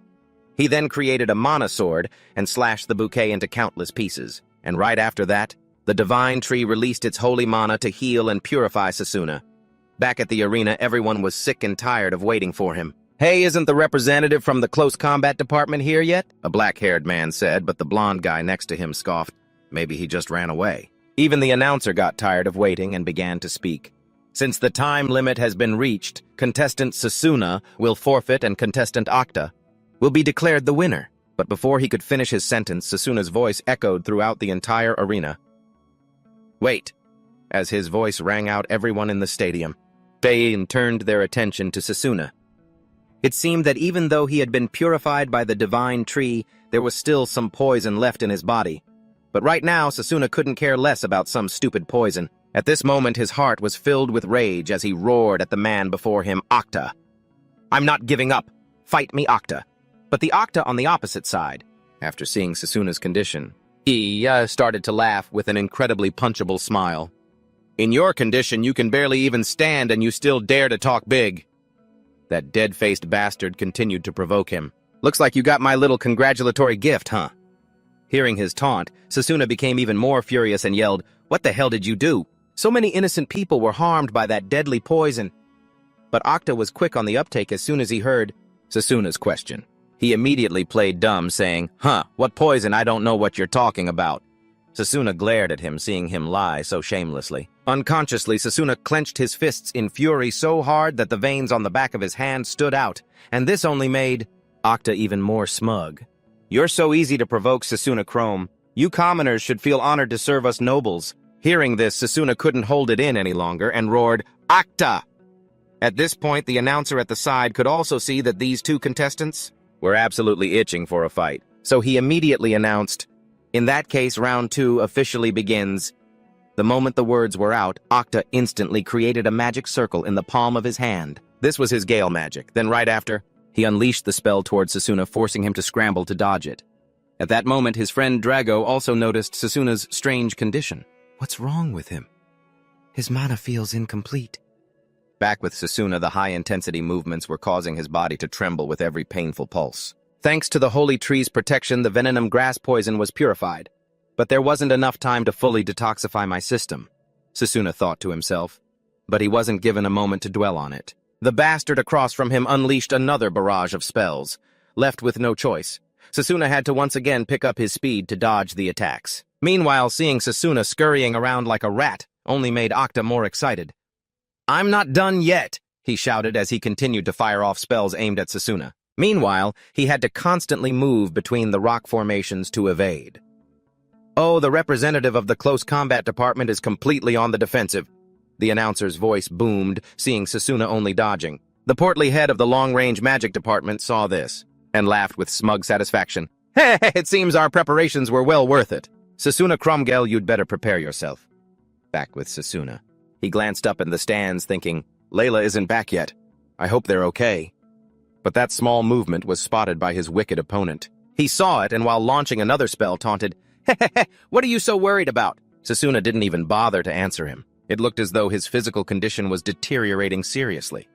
Sasuna's performance led some of the spectators to look on with contempt. The guy from the close combat department can only run away. They must be completely helpless against long-range fighters. Down in the arena, Octa began to attack Sasuna's resolve. It's come to this. Why don't you just give up? He said, launching 2 magic attacks at Sasuna. Sasuna immediately raised his hands to defend. I'll block it with a mana shield, he thought to himself. But just as the spells were about to hit him, the layer of mana he had gathered in his hands to defend suddenly vanished. As a result, Sasuna took the full direct force of the magic attack, with no magic to defend himself. When the smoke from the explosion cleared, Sasuna's wound-covered body was revealed to everyone, and just as you'd expect, that bastard Octa burst out laughing at the sight. Ha ha! You're all out of steam. Faced with his triumphant gloating, Sasuna just asked coldly, Why don't you finish me off? The smartest move would be to avoid close combat and stun me with relentless attacks just like you've been doing. But all you've done is provoke me. What are you scheming? This dead-faced bastard? Hearing that, he let out a sinister laugh and said, I never thought I'd be getting a lecture on long-range tactics from you. But your observation skills aren't half bad. I certainly can't afford to underestimate you. Looking around just as he said right at this moment, all 4 sides around Sasuna were lava, and the only place to stand was the rock spire. Sasuna was standing there, but if the person on top used magic and shattered his stone pillar, he would fall into the lava and be toast instantly. Even the blonde-haired guy? I realized something was wrong and shouted his name. What the hell is that guy planning to do? Back to Octa, he muttered his thoughts for Sasuna to hear. I followed the rules to avoid unnecessary risks. This was my goal from the very beginning. With that, he began to chant Storm Cannon, and as he spoke, his entire body was enveloped in an incredibly powerful gust of wind. This will end it all, he declared coldly.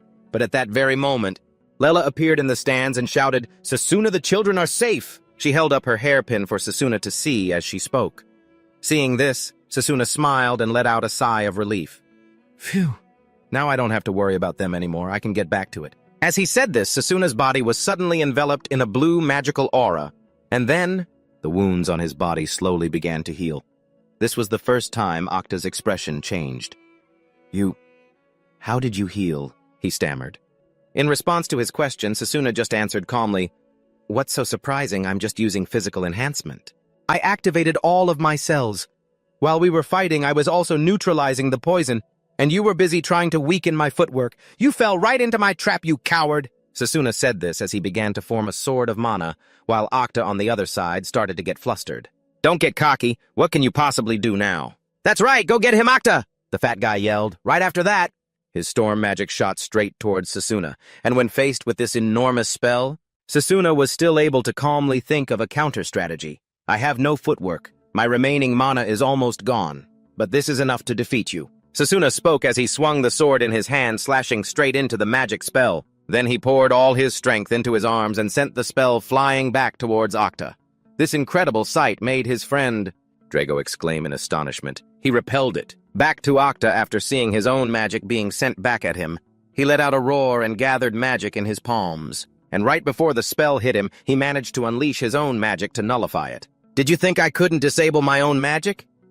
Your little tactic is useless. It's all over," this guy said gleefully. But he didn't even get to celebrate for 3 seconds, because Sasuna had already rushed right in front of him. He said coldly, "You too! Did you think I couldn't close this distance?" Octa was now trembling all over, unable to speak. "No, impossible!" And as he finished saying those words, Sasuna landed several slashes on him, causing him to collapse with his eyes rolled back. "If you want forgiveness, go apologize to those kids," Sasuna said coldly. And at that moment, the MC's voice quickly rang out. "The winner is Sasuna Chrome Lionel." Drago, seeing Sasuna's victory, was overjoyed. "That's how it's done," Drago said. But just then Drago's eyes widened, because from his point of view, the rock spire where Sasuna was standing suddenly began to crack. The audience saw this and cried out in alarm. "Wait! Hold on! They're both falling!" As they finished speaking, the entire rock spire crumbled, taking both Sasuna and Octa down with it. Back to Sasuna. Even though he was about to fall into the lava stream, he could still think calmly. "Octa's unconscious. I can't let him die." Thinking this, he quickly grabbed the guy's leg to pull him up, but unfortunately, he was the one who got pulled down. "Damn it, so this is it," Sasuna thought to himself. Then just as they were about to fall into the lava, a voice suddenly called out, "Fenrir!" And as this voice echoed, a giant wolf suddenly lunged forward and caught them. Seeing this, Sasuna sighed in relief and thought, "This is Carol's summon." And that life-saving and timely rescue made the audience cheer endlessly. Afterwards, Sasuna was treated by the medical staff, while Octa was put on a stretcher and carried away. Meanwhile, Carol was happily stroking her summoned beast and saying, there, you're such a good boy." Then she looked at Sasuna and said, "At least one of you is still conscious. It seems you would have been fine without my help, wouldn't you?" Hearing her, Sasuna on the other side smiled and said, "Not at all, you really saved me." After saying that, he stared at the beautiful girl. He thought, Carol from the summoning department, she's a formidable opponent in this championship. She has both talent and style. If Karen keeps winning, I'll have to prepare myself for a fierce battle. Back in the stands, the students from the other divisions were starting to see the close combat division in a new light. The representative from the close combat division won again. This can't be just luck, can it?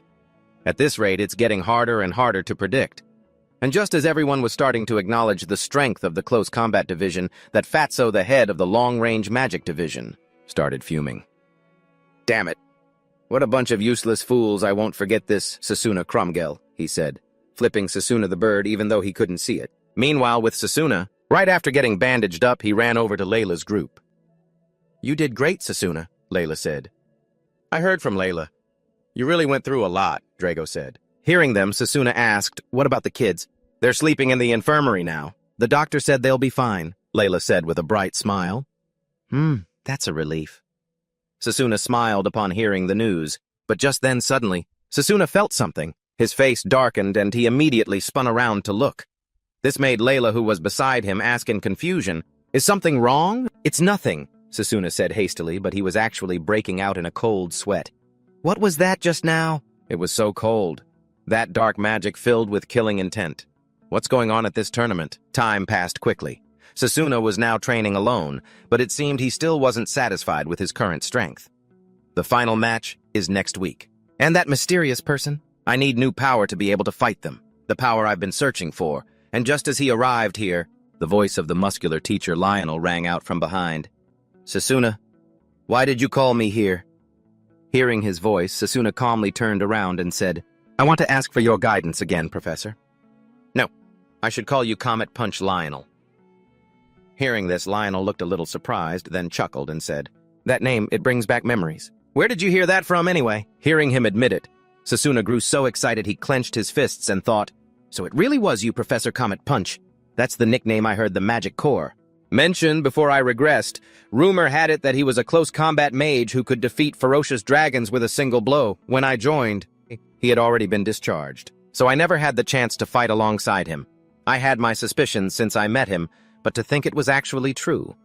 Thinking this, Sasuna bowed his head and said, "Please teach me your magic." Hearing him, Lionel scratched his head and said, "It's been a long time since anyone called me Comet Punch." "Not at all. Among all the close combat users I've ever met, you are the strongest." "Professor," Sasuna said calmly.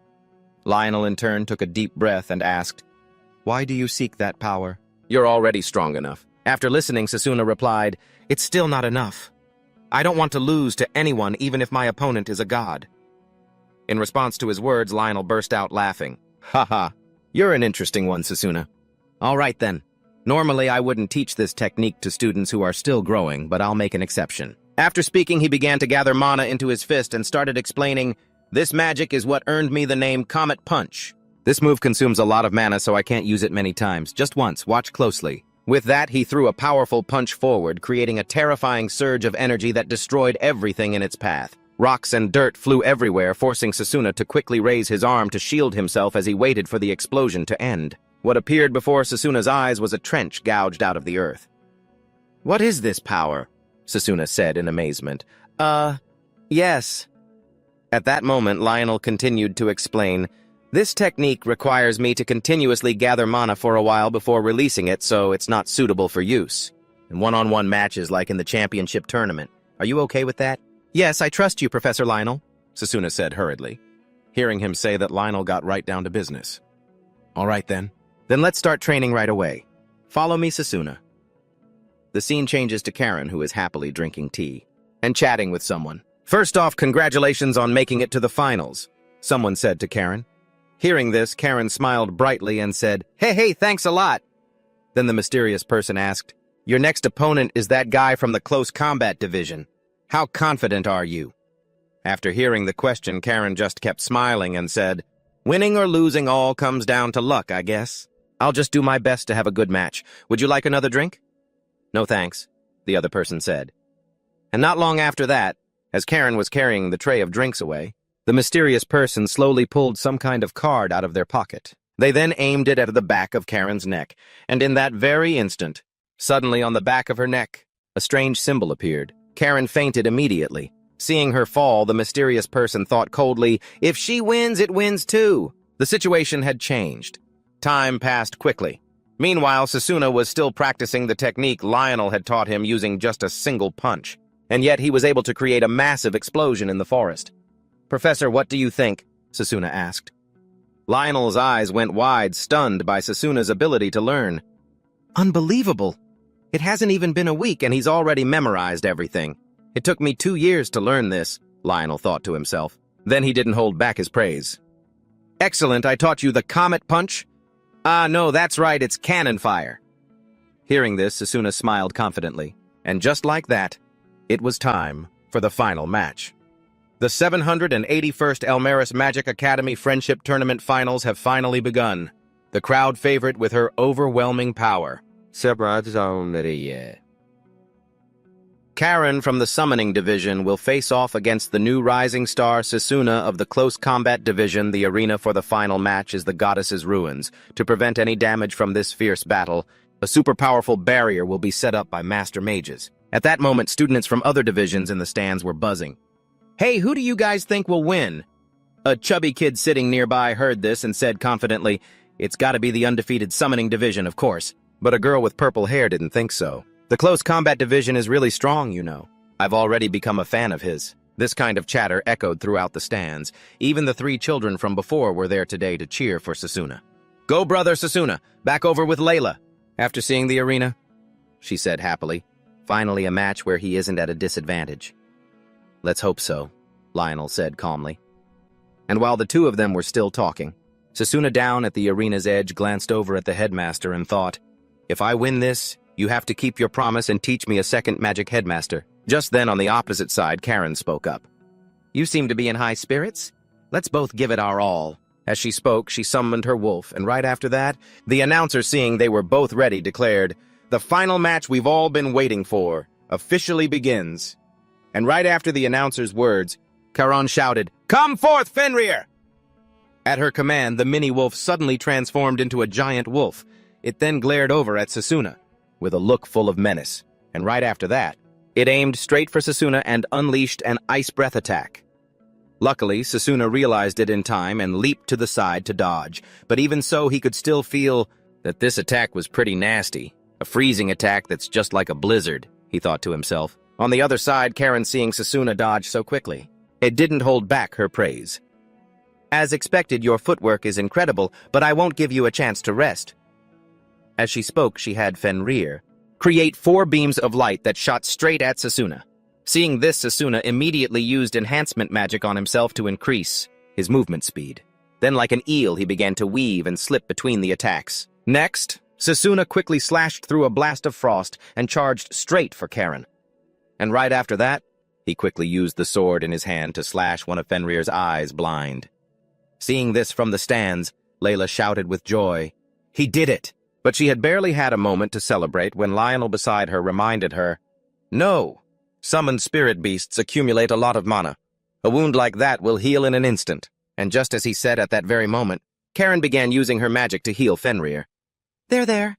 It's okay, Fenrir, you're so strong," she said while directing Fenrir to charge forward. This forced Sasuna to hastily fall back to maintain his distance. "You're doing great. In that case..." Karen then used some kind of magic, causing a cold mist to appear all over the arena. Before long, the entire surface of the fighting stage was completely frozen. This, of course, severely restricted Sasuna's movement. "The arena floor. It's frozen, I see now. The frozen mana is being contained by the barrier," Sasuna thought to himself upon seeing this. Meanwhile, somewhere else in the arena, a mysterious figure was also observing their battle and muttered, "On a frozen stage, Fenrir's attack power will be even stronger. What are you going to do?" Back to Sasuna. Right now, he was also trying to figure out a counter. "Besides attack range, a prolonged fight will definitely be a disadvantage for me. In that case, I'll settle this with a cannon shot." With that thought, Sasuna began to charge forward, closing in on Fenrir while trying to avoid the wolf's icy breath. However, in everyone's eyes, it didn't seem to be going very smoothly for Sasuna, because every time he tried to get close, he was forced back by Fenrir's icy breath. Seeing this, students from other departments began to gossip. The representative from the Close Combat Department is on the defensive. You really can't beat someone from the Summoning Department. Even the kids were getting worried for Sasuna now, but only Lionel noticed something and was stunned. This made Layla, who was beside him, a little curious, so she asked, "Professor, what is it?" "Ah, it's nothing," Lionel said with a smile. And then he turned to look at Sasuna again and thought, to use cannon shot, he needs time to cast it. This move can't be used in a one-on-one fight. But with his superior mana control, it's very possible he'll use cannon shot while fighting. That's no easy feat. Back to the battle. At this moment, Karen also realized that Sasuna had some kind of plan. What is he plotting? "I won't give him the chance," Karen thought to herself, then shouted, "Come forth, Garuda." And right after she spoke, Karen immediately used summoning magic and called forth an eagle spirit beast. This made Drago, who was watching, cry out in astonishment. She summoned a second one. Even a teacher like Lionel broke into a cold sweat at Karen's ability. Summoning consecutively, that kid is truly talented. And because Karen had summoned another beast, Sasuna's situation became even more difficult. Immediately, both beasts attacked at the same time. Sasuna couldn't dodge them in time. Following that, a large explosion erupted from the two beasts' attack. Even the ice surface cracked into countless pieces. Seeing this, Layla in the stands above shouted worriedly, "Sasuna!" down below as the dust slowly settled. Everyone could see Sasuna's figure. It seemed that somehow he had blocked the attacks of both summoned beasts. He even gave each one an elbow and a punch, sending them both flying. "You truly are a genius, Mage." "That's why I guessed you were still holding on to your ace," Sasuna said calmly. This caused Karen's face to turn pale, and from her perspective, Sasuna was now gathering mana into his fist, muttering, "Now it's my turn." But just then, the mysterious person observing from afar also spoke, "Let everything end here." After speaking, he waved his hand to use some kind of magic, and right after his gesture, an anomaly occurred. The mark on the back of Karen's neck suddenly erupted with some kind of power. This powerful and uncontrolled foreign energy caused her to scream in pain. Over here, Sasuna saw her suddenly cry out so miserably. He immediately stopped his cannon shot and worriedly asked, "Karen, are you okay?" And then he sensed the energy emitting from Karen and broke into a sweat. "This magic, could it be him?" According to Sasuna's senses, this energy wave belonged to a very familiar enemy. This evil magic power, it feels exactly the same as the magic that radiates from the evil god. What the hell is going on? Sasuna gritted his teeth, thinking. At that moment, on the opposite side, Karen's face suddenly contorted in pain. And right after that, she raised her hand to the sky and performed summoning magic, just like that. 4 more summoned beasts were called forth by Karen. It seems her body was being forcibly controlled by that mysterious person.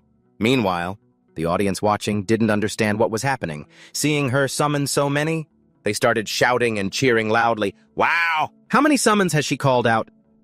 But Lionel was starting to get a headache from this situation. This magic power clearly isn't coming from Karen. Stop this match immediately and take down the magic shield. What are you waiting for? What is that shield mage even doing? He shouted in anger, but unfortunately this mysterious person had already calculated everything without missing a detail. Only the one who created the shield can dispel it. "I'm sure they're looking for you right now." "Isn't that right, Mr. Shield Mage?" he said, turning to a man with a dazed expression who seemed to have temporarily lost consciousness. And it seems control of this shield has also been seized by this mysterious person.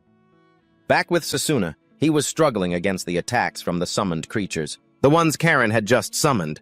Right now he was hastily dodging a powerful attack from this multi-headed giant. Just a single slam from it was enough to shatter the ice floor into countless pieces. And that's not all. Sasuna also had to constantly watch out for attacks from the eagle spirit beast above, or the 2-headed wolf that was always waiting for an opening to take a bite out of him. One of the best solutions was to deal with the one controlling Karen, the master of this magic. They must be somewhere around here. I have to follow the flow of magic. Sasuna gritted his teeth as he thought, turning his head to search his surroundings, but one could only say that the mysterious person had read him like a book. He had already figured out Sasuna's intentions. "But you still have time to look around," he said as he began using his magic to command the eagle spirit beast to attack Sasuna. As a result, he was grabbed by its 2 talons and slammed straight into a pillar behind him. The impact was so strong that the pillar shattered instantly. Bloody marks appeared where the talons had dug in, and finally Sasuna was thrown aside by the force of the blow. Layla, in the stands, turned pale with worry seeing him beaten so badly. Back to Sasuna, truth be told, he was in a pretty miserable state. It was unclear how much longer he could hold on. The mysterious person seeing Sasuna like this just laughed smugly. "Locating the source of this mana?" While fighting off several summoned beasts at the same time. "Someone like you can't do it. With just those 2 arms, you'll be dead sooner or later. And I'm not the only one who's realized this." Professor Lionel could also see that the situation was dire. Sasuna doesn't have time to use his ultimate attack. Besides, Karan has also reached her limit. "If no one stops that mana, she won't be able to control it and will die." Following his gaze, Karen was trembling violently in pain. But then she managed to force out some words to Sasuna in front of her. "Run, Sasuna." He who was currently kicking the 2-headed dog twice in the face heard this and thought, "Just as I thought, someone's controlling her." And while he was thinking, tears streamed down Carol's beautiful face. She began to look at Sasuna with pleading eyes, then said, "Before they take your life, please, you have to run, Sasuna." As she said this, it seemed the mysterious person also controlled her body, ordering all the summoned creatures to attack at once. Seeing this, Sasuna wasn't afraid. In fact, he even used enhancement magic to proactively charge forward, dodging the attacks of the first two summons, the dog and the giant. Next, he dashed straight towards the easiest target, the small rabbit, and landed a solid punch on it. The powerful blow sent its entire body sinking into the ground. But taking this opportunity, the bull next to it charged at him like a tank. Sasuna, seeing this, knew he had no time to dodge, so he braced himself in the sturdiest stance possible. He enveloped his entire body in mana, and as soon as the bull reached him, he grabbed its horns tightly with both hands. Then Sasuna gritted his teeth and channeled all his strength into his arms, lifting the bull into the air. At that same moment, the remaining summons also charged at him. Seeing this, Sasuna let out a loud yell and threw the bull straight at the three beasts rushing towards him. And while he was fighting for his life, the headmaster was just watching with concern, not doing a damn thing. Luckily, Sasuna still had the reliable Professor Lionel. Reliable because at this moment he was running around frantically searching for the shield mage. As he ran, he thought, by now, Sasuna must have used up half of his mana. This situation is absolutely terrible. I have to find that shield mage as soon as possible. Don't you dare die, Sasuna! Back down below after temporarily repelling the attack from the summoned beasts. Sasuna finally had a moment to catch his breath. But before Sasuna could even take a few breaths, the rabbit he thought he had defeated suddenly appeared behind him. And before Sasuna could react, it pierced his thigh with the sharp horn on its forehead. Seeing this, Layla's face went completely pale. His leg, Layla said worriedly. By now, even students from other departments realized something was very wrong. Oh, don't you think he's going a bit too far? They said with concern. But the mysterious person, upon seeing this, just laughed with excitement. Then you won't be able to use your magic anymore. Take his life, my pets! After saying that, he waved his hand, commanding all his summoned beasts to charge forward and attack. Sasuna's situation was now extremely dire. He was surrounded on all sides by the summoned beasts, and one of Sasuna's legs had been disabled.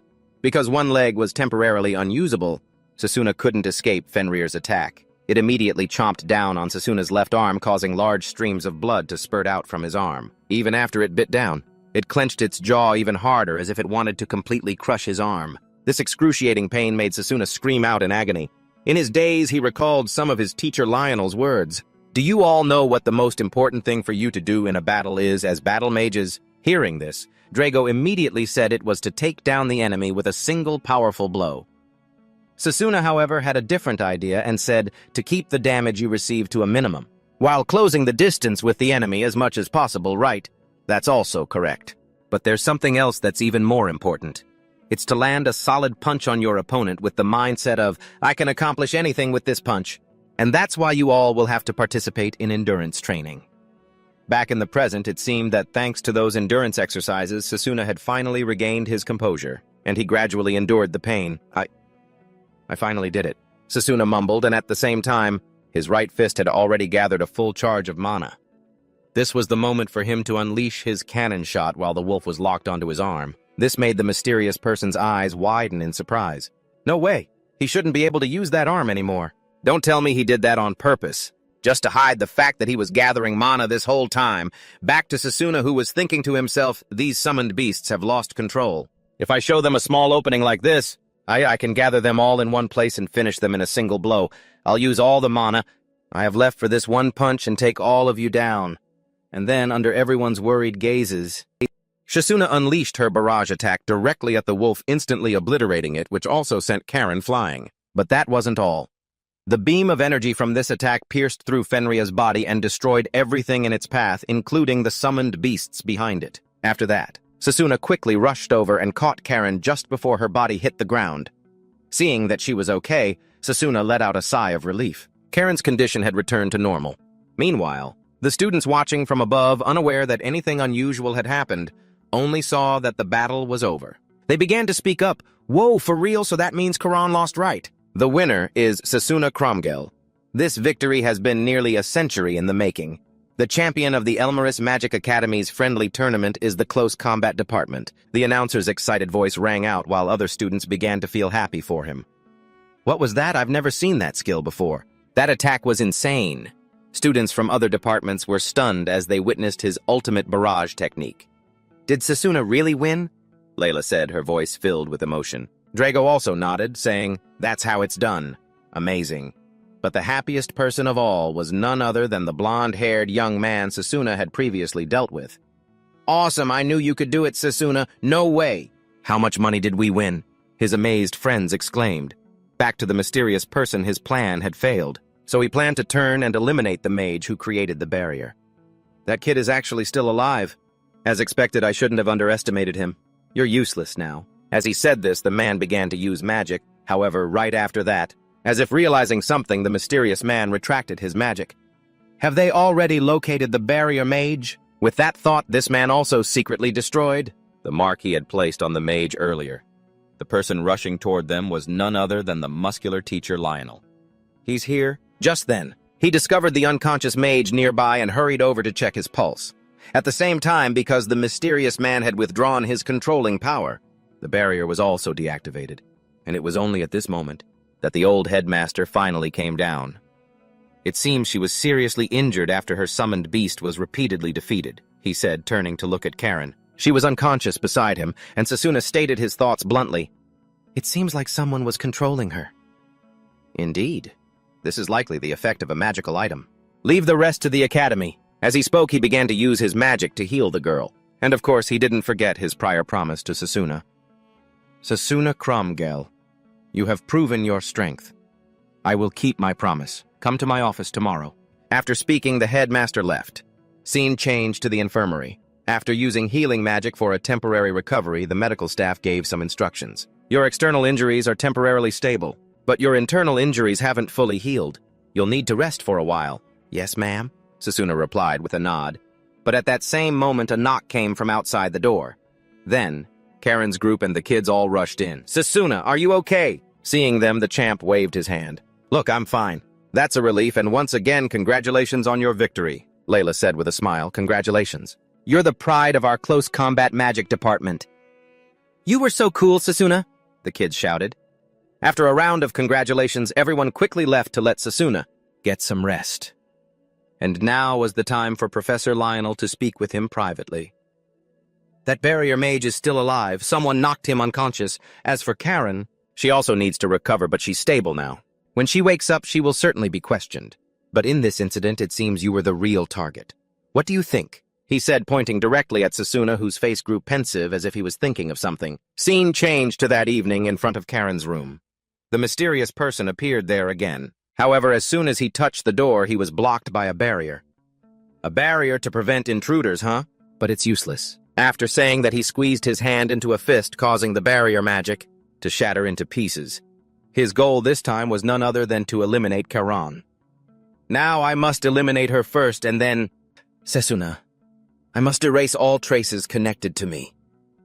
As he thought this, he began to use some kind of dark magic to send Karen to the afterlife. However, just before the dark magic orb could touch her, Sasuna's figure dashed in and used his mana sword to slice through the magic in an instant. "I know you were planning to silence someone, but I never wanted to see you like this, Leo," Sasuna said coldly, looking at his best friend's face. And in response to his friend's accusation, Leo just smiled as if nothing was wrong.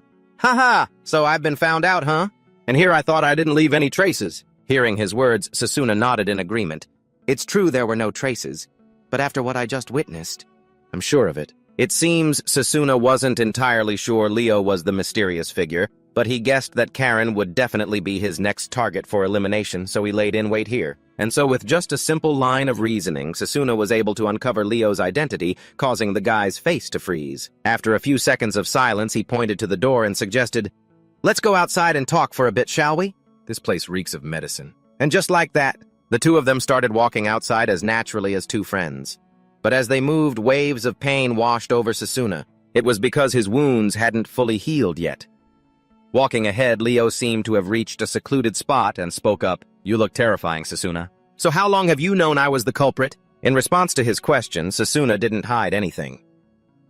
"After the blessing ceremony, you suddenly stopped showing up as much. For someone with your personality, that was pretty suspicious. And then there was the accident that made you lose your position as the representative for the long-range magic division. No matter what tricks Octa used, there's no way you would have lost to him." Sasuna calmly stated his deductions, giving Leo a bit of a headache, surprised that it was all so simple. "Oh man, I can't believe you pieced it all together like that. And now my suspicions are confirmed." Just like in the final match of the exchange, his mana was also transferred into your attacks, Sasuna continued. And right after he finished saying this, Leo's body changed.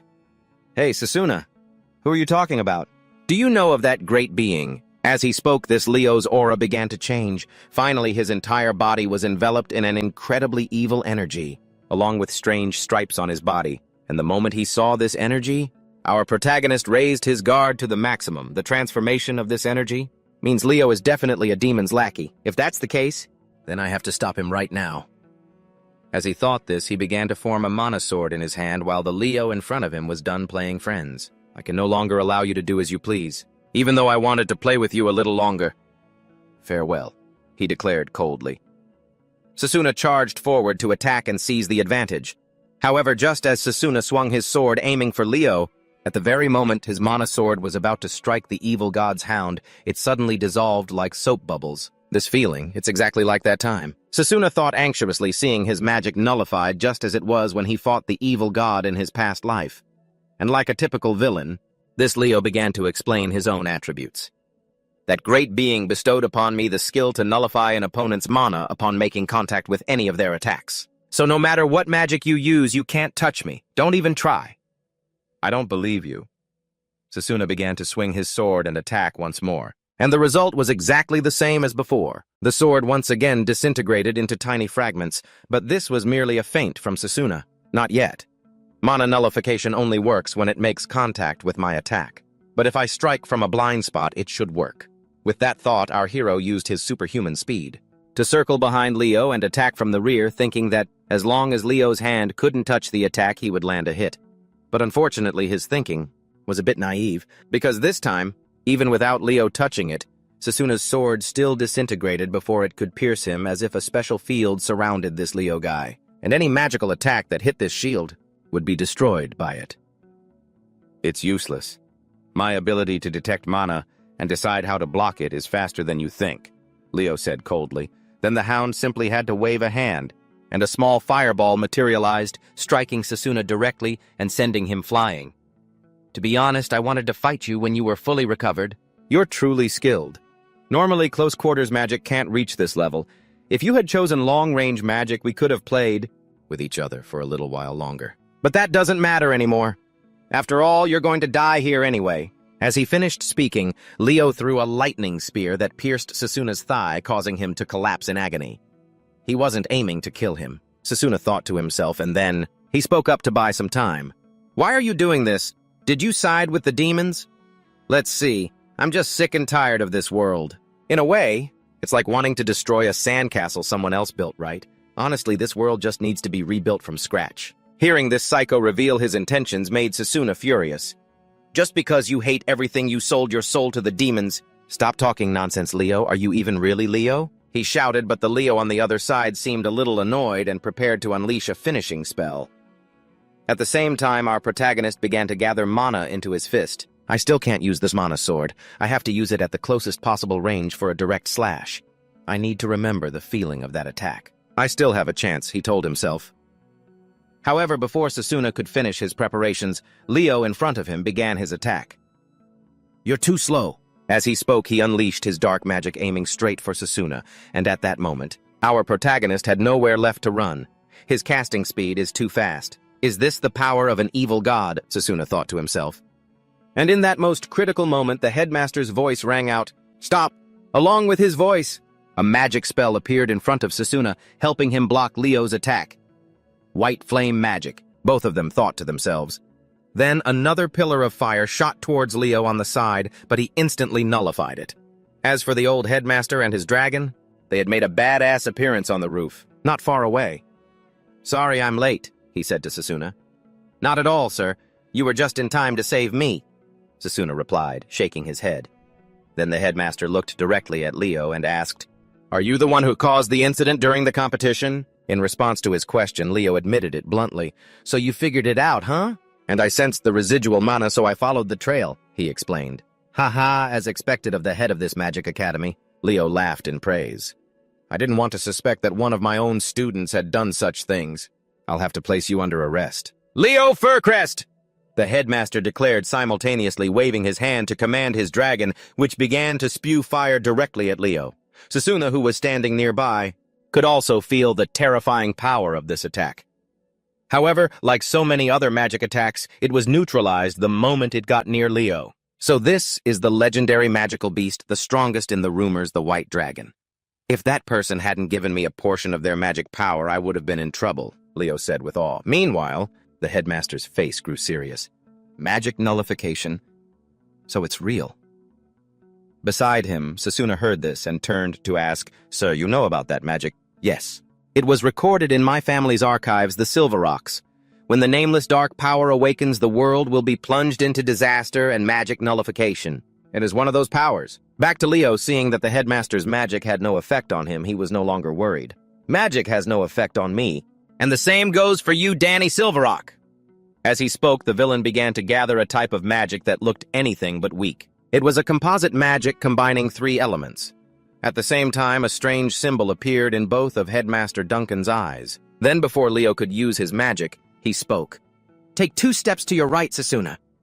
The headmaster's eyes, he wondered to himself. But by this time, Leo had already launched his attack, so he had no choice but to follow his instructions and dodge to the right. And what do you know? They both dodged all of Leo's energy arrows with incredible ease. He dodged it. It should have been a direct hit, he thought to himself. And Headmaster Duncan, seemingly reading his mind, teased, "Surprised. Did you think only your magic would have any effect? It seems you have some interesting magic of your own, huh? But what about this?" As he spoke, Leo's entire body erupted with a terrifying power, and Sasuna immediately recognized it. "This is the power of an evil god. I won't let you leave here alive," he said with a cold expression on his face. "It seems this fight won't be easy." Danny spoke, and the weakling Sasuna caught in the middle of this battle was freaking out. "This is bad. If they both really fight at full power, this place will be destroyed." "Sasuna," Headmaster Duncan said as he turned to look at him. And without needing any more words, Sasuna understood his intention. "I understand." Hearing him say that, "Sarati portite pai," the headmaster felt reassured and began to use his magic. "Oh, pure phantom butterflies, lend me your wings." After speaking Danny along with his dragon, he leaped high into the air and performed a windmill attack while Leo down below immediately figured out the old man's intention. "He wants to minimize the damage to the academy, huh? Fine by me. After all, protecting that academy is your duty." As he spoke, Leo gathered magical energy to cast a spell, and just like that, their attacks collided. It seemed like this Leo's firepower was a step above, but then it pierced through the white dragon's flames and headed straight for the dragon itself, creating a massive explosion in midair. "You should just give up and hand me the victory." "Right, Headmaster," Leo said. However, the old headmaster had his own plan. "Let's see, this old man is about to retire." And then, as Leo watched, the smoke and dust from the explosion began to clear. Sasuna's figure appeared up above. Surprising. Attacking while hiding behind that dragon's body.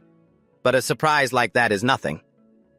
After saying that, the guy created a shield to protect himself. Meanwhile, Sasuna lectured Leo, "You rely too much on that evil power." Choosing close combat magic was definitely the right call, Sasuna thought to himself, then shouted, "I'll prove it with this one attack." Responding to him, Leo seemed a bit interested to see what Sasuna would do. "Don't underestimate my power now that I've been granted a portion of their magic," he said with a laugh, but immediately after, that smile vanished as his shield was shattered by Sasuna's fist. And just like that, this golden-haired puppy was sent crashing to the ground by Sasuna's punch. Nearby Headmaster Diamond, seeing this, said with satisfaction, "Even magic nullification has a limit to its activation speed. Therefore, simply possessing that skill doesn't guarantee victory. You did very well, Sasuna." Back to our protagonist. Looking at the villain he had just beaten to a pulp below, he was also extremely pleased with his decision. Just as I predicted. The speed of a direct attack wouldn't give him time to cast his nullification spell. My choice to pursue close combat magic was absolutely the right one. With that thought, he turned to the headmaster. "Headmaster, the problem has been dealt with." "That was a splendid close combat technique. First, we must treat your injuries," Danny said with a nod. But just then, Leo's voice rang out. Well, I've really learned a lot.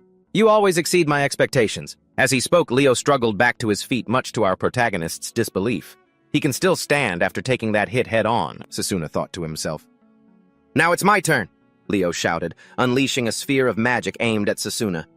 In response to this attack, our protagonist immediately created a mana sword and slashed right at it. However, the sword shattered on impact with the dark sphere, and just like that, he took the full brunt of the attack. He was sent flying into a wall. "Sasuna!" Headmaster Danny yelled in worry. Meanwhile, after taking the hit, Sasuna understood why his mana sword had no effect earlier. His last spell. Did he combine long-range magic and magic nullification into a single attack? This is bad, my consciousness. As he thought this, Sasuna's consciousness gradually faded and then went out. The scene changes to some training ground. Here, Sasuna and Leo are happily practicing long-range magic together. At this distance, it's a piece of cake. Nice shot. Though I think hitting a stationary target is pretty simple, Sasuna said, bored. Ha, being praised by a master of long-range magic is making me a little nervous. Should I fire another magic arrow, I wonder this time the target will be your head, Leo said, turning to Sasuna with a cold voice. Meanwhile, Sasuna still didn't understand what was happening. Leo, what do you mean? You should understand. Look behind you, Sasuna. You're a failed hero. You're pathetic. You couldn't save anyone. Why didn't you save me? I trusted you so much. Voice after voice from his future comrades began to question him, causing Sasuna to jolt awake from the nightmare. Meanwhile, his friend Layla, seeing him wake up in a panic, said worriedly, Sasuna, thank goodness you're finally awake. Layla, where am I? You're in the Academy's infirmary. You've been unconscious for 3 days now. Her explanation made Sasuna's face go pale. 3 days. So, I didn't just lose once, but twice. 2 crushing defeats at the hands of the evil god. Lost in thought, Sasuna clenched his fists in rage.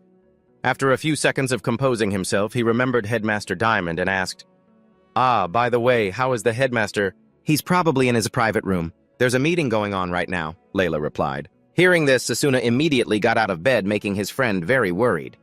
Hey, where are you going? I want to see the headmaster to confirm a few things, Sasuna replied, but this only made Layla more anxious. Don't you care about your health at all? You're covered in injuries. In response to this concern, Sasuna said softly, I'm sorry for worrying you, but please let me go. After saying that, he quickly went to find the headmaster. And at that very moment, the meeting in Danny's private room had also concluded. All right then. In that case, I'm counting on all of you. Looks like we're going to be busy. The headmaster's trust feels a bit strange, the professors murmured among themselves. And just then, Sasuna burst through the door and shouted, Headmaster, you're awake! Sasuna, I'm so glad you're okay. Up front, seeing Sasuna appear, Lionel patted his shoulder reassuringly. It seems you had a rough loss. We can talk about this later. Lila and Drago were very worried about you. After saying that, he waved goodbye, leaving Sasuna and Daniel to talk alone. Once they had all left, our protagonist grit his teeth and said, I'm sorry for letting you down, sir. Can you please tell me what happened after that? As soon as he finished speaking, countless pains shot through Sasuna's body from his agitation. Don't get too worked up. You're still injured. Danny spoke up and began to explain everything that happened after you passed out. As he spoke, he recalled the events from the evening 3 days ago. After defeating Sasuna, that guy Leo had no intention of attacking further. I'd really love to finish you off right now, but it seems I've used up too much magic for today. Let's see. Still, the joy of victory feels pretty good. I'll be going now, Headmaster. See you later. He gave a polite farewell before stepping into the spatial rift behind him and disappearing. Meanwhile, Danny on the other side had no intention of stopping him. Go on. I don't want to let him escape, but inside that portal is something I've never seen before. A dark power. I need to prepare myself properly. Back in the present, after hearing the story, Sasuna stroked his chin and spoke. I see. The eyes inside the portal. An unknown existence. Do you perhaps know something about it, Sasuna? I want you to tell me exactly what you know. Headmaster Daniel said, his voice filled with seriousness. Those who have tasted defeat once will grow stronger. But for someone who has failed 3 times, Sasuna's 3rd attempt is now beginning.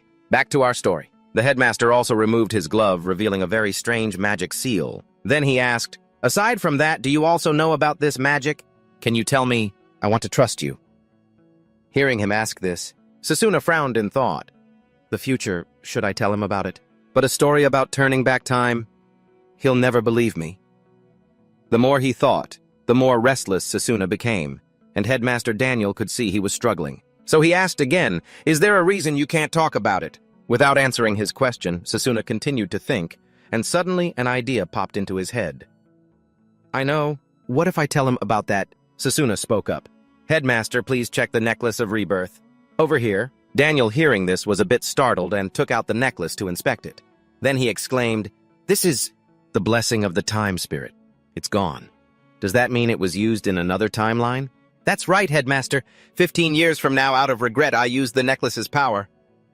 After that, Sasuna began to explain in detail everything that had happened in the future, for him to hear. "I understand the situation now. I was assassinated and the evil god destroyed the world. Indeed, this is a future that's hard to believe, if there wasn't any proof. However, even with the power of the time spirit, turning back time requires immense willpower to achieve." At this, he stood up, walked over to Sasuna, and placed a hand on his shoulder. "You've had to bear this tragic fate all alone until now. From now on, I will be your strength." "Thank you so much, sir," he said joyfully, thinking to himself, "Now I can finally face the evil god alongside the headmaster. The two of us will save the world from its fate of destruction." Back with Headmaster Daniel, he says, "Sasuna, I will teach you the second type of magic to confront the evil god. It's a special source of power that doesn't belong to any magic you've known before. It's called spirit magic. Let's move to a different location, shall we?" After that, the two of them began to move towards that giant ancient tree, where Sasuna often trained. Here, Daniel began to explain further. "All right, now spirit magic is magic that combines the caster with a spirit. By using magic as a catalyst, it allows you to contain immense power within your body. Unlike the conventional magic system, this combination of magic becomes possible. That is its main characteristic." Beside him, Sasuna still looked a bit confused after the explanation, so the headmaster decided to demonstrate it for him directly. "It's faster to show you than to explain it." As he finished speaking, a special symbol appeared in his eyes, just like when he fought that Leo fellow. "Sasuna, let's play rock, paper, scissors." "What?" Sasuna asked, confused. "Well, I can't exactly spar with someone who's injured, can I? Rock, paper, scissors?" As he spoke, they both held out their hands, and the result was, the headmaster won. "I win. Let's play again." The old man suggested they continue. However, the more they played, the more Sasuna's expression darkened, as he couldn't win a single time. He was even starting to question his own existence. And to answer his unspoken question, Headmaster Daniel revealed the answer. "This is one of the powers of the time spirit and eye of perception. It allows me to see a few seconds into the future. There are many spirits in this world. If you make a pact with a wind spirit, you can learn to fly. If you have the power of a water spirit, you can evade physical attacks." Listening to the headmaster, Sasuna started to burn with excitement. "This is amazing. It's beyond anything I could have imagined. If I master spirit magic, I'll be able to utilize my close combat magic even better." Unaware of Sasuna's thoughts, the headmaster continued his explanation. "This magic requires a pact with a spirit, but first there are some basic steps. The timing is perfect. Let's try it right now." As he spoke, he closed his eyes and began to focus his spirit. After completing this step, he turned to explain again. "Become one with nature by emptying your mind. Spirits exist everywhere. First, you must feel their presence." Hearing this, Sasuna also began to try. "Is this how you do it? Oh, spirits, lend me your power to fight against the evil god," he began to call out in his mind. But after a few seconds passed, nothing happened. The young man's face was now turning purple. "I can't feel anything." Seeing this, Headmaster Daniel said with some unease, "This might be due to the resentment in your mind. To become one with nature, you must achieve a state of inner peace. In other words, don't think about anything, just feel." Following his words, Sasuna began to focus once more. "Am I thinking too much?" "It's true. I'm always thinking that I have to try my hardest, be more efficient, get stronger as fast as I can. I can't lose again. If I lose again, I can't stop now. I have to get rid of these distractions. I have to try harder." But the more Sasuna tried to focus, the more he thought, and it was written all over his face, forcing the headmaster to reassure him. "Don't be so hasty. It took me 3 years. And to become one with nature, you can master it within 5 years before the evil god descends. But that will be too late. I have to learn it as fast as possible. We don't know when the apostles will attack again," he said bitterly. "Apostles? They're beings from the outer world. Just like the evil god, each one possesses a special source of magical power, and Leo, the one who uses nullification magic, is definitely an apostle. Before I regressed, I had only ever fought one apostle, and even though I had an advantage with long-range magic, they were still incredibly powerful. After hearing this, the headmaster mumbled to himself, the dark power of 12 individuals recorded in the legends of the Silver Ox family. The others must be hiding somewhere in this world as well. Just like Leo, Sasuna added. I understand how you feel, but don't rush. Emotional turmoil can lead to a crisis. As he said that, he seemed to think of something and spoke up. Ah, that's right. You might be able to grasp something while practicing inside a dungeon. Practicing in there, he asked again, but it seemed like it would take too long, so Headmaster Daniel didn't elaborate. Professor Lionel will explain the details to you there later. You'll have a chance to surpass your own limits, but this journey will be an arduous one. For now, just get some proper rest. In the end, you'll be surprised. Everything is just getting started. And so began the journey to master spirit magic. The scene shifts to a certain palace. Just then, the traitor Leo stepped inside and said with a forced laugh, "Hello, everyone. Sorry I'm late." Following his gaze, there were several other strange individuals already in the room, and as soon as Leo appeared, a werewolf stepped forward to complain. "Making us wait for you. You've got some nerve, haven't you? You want to die." Leo. This guy is the 10th Dark Apostle Reagan. Without waiting for Leo to explain, someone dressed like a jester hanging upside down from the ceiling spoke up. "Hey, Leo, is it true you couldn't even kill a single student? You acted on your own on this one, didn't you? What's more, you got injured and had to run away with your tail between your legs. So how do you plan on taking responsibility for this? This fake joker is the 9th Dark Apostle Booker." In response to their questioning, Leo just smiled brightly and explained, "Whoops, my apologies, seniors. I couldn't keep my calm in front of my other self. By the way, this Leo guy is ranked 12th among the apostles. Wipe that fake smile off your face. It's pissing me off." Reagan was so enraged that the two of them started a staring contest. Then, without a word, the werewolf suddenly launched an attack, but right at that moment, someone from the front spoke up. "Stop. If you're apostles, then act befitting your station. Do you still not understand his ideals?" The one who had just spoken up to stop them was the second apostle, Satanakia. After speaking, he unleashed an aura of power that pushed the other two back. "Since it has come to this, let's do it this way. First individual reports," Satanakia said. However, Reagan immediately protested. "Wait a minute. This idiot messed everything up. How are we going to deal with him? If he gets in our way, I'll deal with him myself." From above, the jester Booker enthusiastically suggested, "Just leave the assassination to me. That would be more interesting, wouldn't it? I have already made the arrangements. If it's that person, he will definitely complete the mission," Satanakia said calmly. Time passed quickly, and a few days after the exhibition match. In the lecture hall, Layla saw that Sasuna was back at school and worriedly asked, "Sasuna? You're able to come to school already. How are you feeling?" "I'm fine. As long as it's a theory class, I'll be okay," he said with a smile, but she wasn't convinced. "You got injured again after the final match. Something must have happened." Hearing this, Sasuna began to recall the headmaster's prior warning. "We cannot let the public know about the existence of the evil god and his apostles just yet. Therefore, I can only give some information to the most trusted professors. I will entrust them with the task of finding Leo and protecting the academy as well as the spirit magic training. It will be temporarily postponed." Back in the present, Sasuna smiled and replied, "Sorry for making you worry, but it's nothing." After he said that, his expression turned grim. "I have to recover as quickly as possible and get stronger." At that same moment, Professor Lionel walked in and announced, "Everyone to your seats. I will now introduce the upcoming joint training program for all courses." "Joint training program?" someone asked, puzzled, and the muscular professor calmly explained it to them. "The training will be conducted alongside other departments. Usually an exhibition match is held, so that you can understand the fighting styles of each department. But this time, we will study and work together to learn and find ways to surpass our own limits." Hearing this, Sasuna figured out that the purpose of the training was to improve teamwork among mages. Back to Lionel. "The training location will be the 1-star underground dungeon, because it's very dangerous.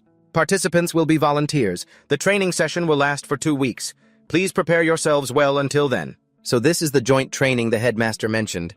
"I have to heal my wounds first," he said to himself. After class ended for the day, Layla proposed to Sasuna, "Hey, Sasuna, would you like to have dinner with me? We need to eat and recover our strength before the training." "You're right, let's go." Sasuna nodded. Meanwhile, the other students recognized him and started whispering. "Hey, look, isn't that the champion of the exhibition tournament, Sasuna Cromgel? He's a close combat fighter, but he's incredible. Actually, I'm a fan of his." They're all talking about you now even though they were mocking you just a few days ago, Layla pointed out. However, Sasuna didn't seem to care much. At that moment, a few background characters suddenly blocked Sasuna's path. You're the close combat mage who won the tournament, right? Yeah, that's me, he replied with a nod. Just then, the surrounding crowd recognized the guy in the fancy clothes and called out, Look, isn't that Cass from the Noble Society? There's a rumor he's joining the army after graduation. The sounds of amazement rang out, making this Cass fellow look even more smug. Sasuna Cromgel. Suna, I want to invite you to join my society. Only mages of high-ranking noble blood are permitted to join this community. Normally, this isn't a place a common close combat mage could enter, but I'll make an exception for you, he said in a condescending tone. It was as if he were giving alms to Sasuna. And of course, in making this offer, the guy had his own calculations. If the tournament champion joins our society, then nothing can stand in our way anymore. With that thought, he continued his pompous speech. A tournament champion will need connections like these. If you continue to waste your time with that useless girl, won't it just ruin your future? As he spoke, he pointed at Layla beside him. Faced with these wannabe nobles, Sasuna refused him flat out. I refuse. Bloodline and magic have nothing to do with each other. You're the one who's wasting my time. With that, Sasuna immediately turned to leave. The onlookers snickered, and just like your typical pathetic villains after being turned down by Sasuna, they started to get angry. How dare you insult a nobleman? As he spoke, the guy pulled out a chain and used his magic to transform it into a blade. You idiot, he snarled, intending to launch a sneak attack on Sasuna from behind. But before he could make his move, Layla grabbed his arm, holding it tight. Fighting is forbidden on school grounds. I wonder who the real troublemaker is here, she said. As she spoke, she glared at this phony nobleman. You bitch know your place. You commoner! The blonde-haired punk yelled simultaneously, turning his blade back into a chain. Only then did Layla release his hand. At the same moment, his two lackeys from behind charged forward. Are you guys okay? Are you hurt? You guys better remember our faces. They barked a few meaningless threats, but were cut off. Shut your mouths! I will be reporting this to my father. Back to Layla, after letting out a sigh of relief, she turned and gave Sasuna a bright smile, letting him know that she had grown stronger. But just then, a female voice called out from behind Sasuna. Oh, Karen, I'm glad you're all right. Yes, and it's all thanks to you, Sasuna. You see, I want to express my gratitude. So, Sasuna, would you be able to come to my room now? As she spoke, a slight blush appeared on Carol's face. Time passed quickly, and the scene shifts to Karen's private room as Sasuna's group arrives. She welcomed them with a bright smile. To thank you for saving me, please let me treat you to a meal I've cooked myself. Thanks for your hospitality, he said, scratching his head. It's nothing at all, I'll get started right away. So please just wait a little while. Hearing this, Layla stepped forward to help. Let me help you. Doing everything by yourself must be tiring, right? In that case, thank you, Karen said, tossing an apron to Layla. At that moment, Layla blushed slightly at her own embarrassing thought. It's just cooking. At first, I thought it was going to be something lewd. At the same time, the muscular Drago spoke up. So why was I invited too? The more the merrier, Karen replied with a smile. Stepping into the kitchen, Layla was truly surprised. Wow, you even have ingredients with healing properties. Well, they're called therapeutic foods after all. And just like that, the two girls dove into cooking together. Meanwhile, our protagonist outside was lost in thought. According to the headmaster, Ma'am. Karen doesn't remember anything about the incident involving Leo. It could be temporary amnesia from the shock, or perhaps her memories were manipulated. I'm glad that nothing more serious happened this time. But there's still a chance others are being targeted. Beside him, the muscular guy noticed Sasuna spacing out and spoke up. Are you thinking about that again? Hey, I'm talking to you. You're always trying to do everything yourself. Why don't you take a break? A break, huh? Sasuna murmured, as if genuinely considering whether or not he should let himself relax for a bit. However, just then, a commotion erupted from the kitchen. Wait, you added way too much. Oh dear. Panicked sounds began to emerge, making the two boys a little worried. It sounds like they're in combat training. Is it dangerous? Are you kidding me? Drago replied. Then, for some reason, Karen had to run outside to ask for help. Drago, I'm so sorry, but could you please give us a little help? Sure, I don't mind, he said confidently. But when he actually stepped into the kitchen, he began to have some regrets. Why do I have to wear this? He muttered, his face looking as grim as a terminal cancer patient's, as a muscular guy like him was forced to wear an incredibly feminine apron. As for Karen, She could only stand beside him, clasping her hands apologetically. "I'm sorry. We only have maid aprons." "All right, fine." "All right, let's do this," Layla said excitedly. After a while, the group finally finished preparing a feast with a picture the author probably downloaded from Shopee. "Let's eat." "Sorry, we might have cooked a little too much," Layla said, a bit embarrassed. But Sasuna didn't see it as a problem. "It's fine. They cooked all of this for me. The least I can do is eat all of it, till. Next, I'll use physical enhancement to speed up my digestion." By combining magic with his eating, this guy started to wolf down his food like he was starving so much, so that even this red-haired girl looked a bit worried about him. He was fine, though. "This 8 chicken egg soup is really delicious. Its flavor is so rich and perfectly savory. I made that soup, you know. There's still plenty left," Drago bragged. "Looks like we really have to reevaluate this guy. Even though he looks a little intimidating when it comes to cooking, he's no slouch." "Well, then I'll have some more of that soup," Sasuna said gleefully, and his words also made Karen feel like she'd lost to a man. I lost just like that. The group began to enjoy their meal together, and Sasuna thoroughly enjoyed the atmosphere. "This isn't so bad. But in my past life, my peaceful life was destroyed by the evil god. I won't let that happen again. This time I absolutely will not lose," Sasuna told himself. Then 2 weeks later at the one-star dungeon, it was the day of the joint training. The students who had volunteered for the session were gathered here. "You're in top form, right?" Drago asked. "Yeah, it's all thanks to the healing food you made for me these past few days." "Thanks." Sasuna nodded in reply, and the guy waved his hand. "Don't mention it. It's for your own good and for our close quarters magic. If you don't continuously eat the healing food, our team's effectiveness today will drop significantly." Hearing him say that, Sasuna couldn't help but smile. "I'm still on the same team as Drago this time. I can trust him with my back."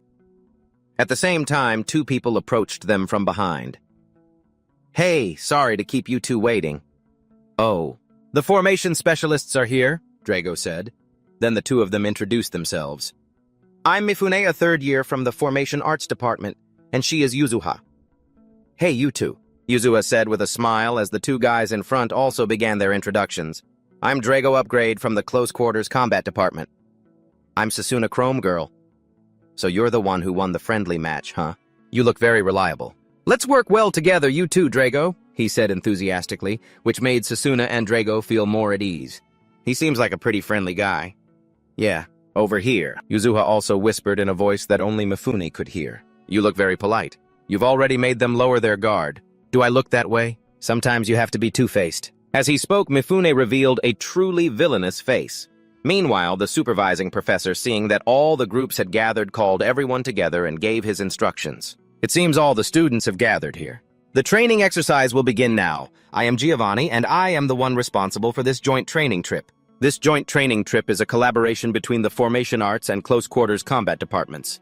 The dungeon you will be entering today is the Demon Ceiling Ruins. Ancient monsters and undead have been confirmed to exist inside, and it is a 1-star dungeon. During this training course, you must defeat monsters in actual combat. Your achievements will be recorded by this memory bracelet. Loot dropped from monsters will be counted as extra points. The team with the highest score will receive a medal from the Academy. Furthermore, anyone with more than 100 individual points will have the chance to participate in training with the Kingdom's Mage Battalion." Up ahead, when Sasuna heard this, he recalled some memories from his past life. "The Mage Battalion, huh? Mage? I remember them. They're the strongest mages in this kingdom. I'll get to see my comrades from my past life again. If I can join their training course, I can meet them again." Back to Professor Giovanni. At that moment, he was handing out bracelets to everyone and gave further instructions. "We will not be going down to the deeper floors. There is a chance of encountering monsters that you cannot handle on your own. That is why you are absolutely forbidden from entering the deeper floors. In an emergency, you can channel mana into your bracelet and you will be teleported out of here. My goal is 100 individual points." "No, it should be 200. Both Sasuna and Drago said out loud, which made Layla, who was behind them, chuckle. After that, the 2 of them turned to look at each other in surprise. "I'm expecting you to pull that off," Drago said as he pointed to his bracelet, and Sasuna confidently affirmed, "You got it." Ignoring their chatter, Professor Giovanni spoke in a serious tone. "Are you all ready? Now the joint training course officially begins." And just like that, after Professor Giovanni spoke, those 2 big shots charged ahead as if they were afraid someone else would get all the monsters. And the deeper they went, the more surprised they were by the vastness of this dungeon. 1-star dungeon Demon Ruins. It's a ruin built by an ancient civilization. They say everything inside is still unexplored, and the monsters, In here will be hostile to intruders like us. Even with the teleportation magic we have, this is still a pretty dangerous training exercise, he reminded them. At the same time, the two of them reached the end of the hallway. Look, Sasuna, the door's open, the big guy exclaimed. And then what appeared before them was a massive hall. Amazing, I never thought there'd be a room this huge. Underground. Beside him, Sasuna nodded in agreement. I see some ancient plants. Was there really a civilization in these ruins? I remember the headmaster saying this training would be useful for a future mission. My current goals are spirit magic and the points from this training exercise. I'll get as many as I can, Sasuna thought with determination. Just then, the rest of the students began to arrive one by one. Jeez, you two are too fast, the guy Mifun complained, and it was here that their path split in two, causing the group to hesitate. This is where we split up. Which way should we go? Is this the right way? The other paths are obviously traps. Murmurs began to spread through the group. Seeing this, the fox-faced guy Mifun scoffed from the back. That's right, a bunch of idiots. In a training exercise, they said going down the deeper path is the right choice. As he said this, he pointed in one direction and suggested, we'll go that way. Back to Sasuna, he also agreed with Mifun's words. Since this was a scramble for points, what he said wasn't wrong. But thinking about it, he walked up to a wall in front of them and knocked on it. Is this wall fake, Sasuna? Drago asked. That's right. These plants are growing here in a strange way. I suspect there's a large room behind it, Sasuna explained. However, Mifun wasn't convinced and thought it was just a coincidence. No, I can hear the wind on the other side. Sasuna continued to persuade them, but before he could finish, the big guy, Drago, channeled his magic and punched straight through the wall, shattering it into pieces. At the same time, it revealed a secret passage behind it. See? This is the right way, isn't it? Sasuna said with a smile. After that, the four of them quickly moved on. Yeah, that was smart. And Drago's strong, too. This way we'll get more points. The fox-faced guy let out a cunning laugh, and so they started down a spiral staircase and accidentally triggered a rock trap, causing a giant boulder to fall from above. Leave it to me, Drago yelled simultaneously, using his mana sword to shatter the massive rock. You're really excited, Drago. Of course, if we show them how strong we are, they'll have to acknowledge melee mages. Besides, I don't want to lose to you, Drago said with a laugh. But right after that, a few arrows came flying from behind the group. Luckily, Sasuna spotted them in time and managed to dodge. Then our protagonist used his own agility to weave through the arrows and destroy the magic circle that was firing them. Not just his reflexes, but his perception is on another level too, Drago thought, impressed. He then said, now we should start disarming traps. It'll be easier with the third-year seniors here. Drago suddenly noticed something and shouted, Look, Sasuna, there's a chest! However, before the two of them could reach it, a figure flew past them from behind. After that, the chest was teleported into the hands of the fox-faced guy Mifun who was behind them. Nice got one. Thanks for letting me have it, Drago, the guy said mockingly. At the same time, his current score was 15. Behind him, Drago's face went blank. He said in a regretful tone, so this is a contest of speed, I won't lose next time. And so, they continued deeper into the dungeon. But whenever Sasuna and Drago found a treasure chest, that guy Mifun would quickly snatch it from behind them. Even when fighting monsters, he would use his teleportation magic to rush in and steal the kill without any shame. As a result, the big guy Drago was exhausted as an ox, but had hardly earned any points. You're strong, but you lack observation skills. At this rate, you'll never catch up, he lectured condescendingly, making Drago's face darken with anger. Meanwhile, Sasuna now understood exactly what kind of person he was. Discussing how to share points is crucial in dungeon exploration, yet you steal them from your juniors. Is that how you do things? Sasuna confronted him. You're pretty blunt, aren't you? Mifun replied. Well, that's just how it is sometimes. I'm not some musclehead who only knows how to train. You know, you're talking about all those rules and regulations, aren't you? First of all, humanity has always been known to use others to achieve their goals. If you're that mad about it, then why don't you go ahead and do it, that is if you even can. Mifuni's provocative words actually made Sasuna rate him higher. This guy's pretty sly. He can teleport with ease because he has two different types of magic circles. It's very convenient and catches people off guard, but it still has a weakness. And so does Mifun. We've been fighting monsters for a while now, but it seems she doesn't care much about her score. Does she have another objective? Sasuna pondered. This isn't good. Just a little more. We'll clear this place out in no time, the fox-faced guy said with a grin. Their current scores: Yuzuha 50 points, Mifune 80 points. Sasuna 35 points. Drago 10 points. Back to Sasuna.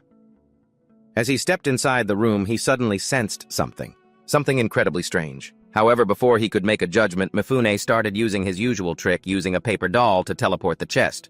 But unfortunately for him, it failed this time. Just as the paper doll flew near the chest began to emit an incredibly bizarre aura. Sasuna realized something was wrong and quickly tried to stop him. Wait, that thing is...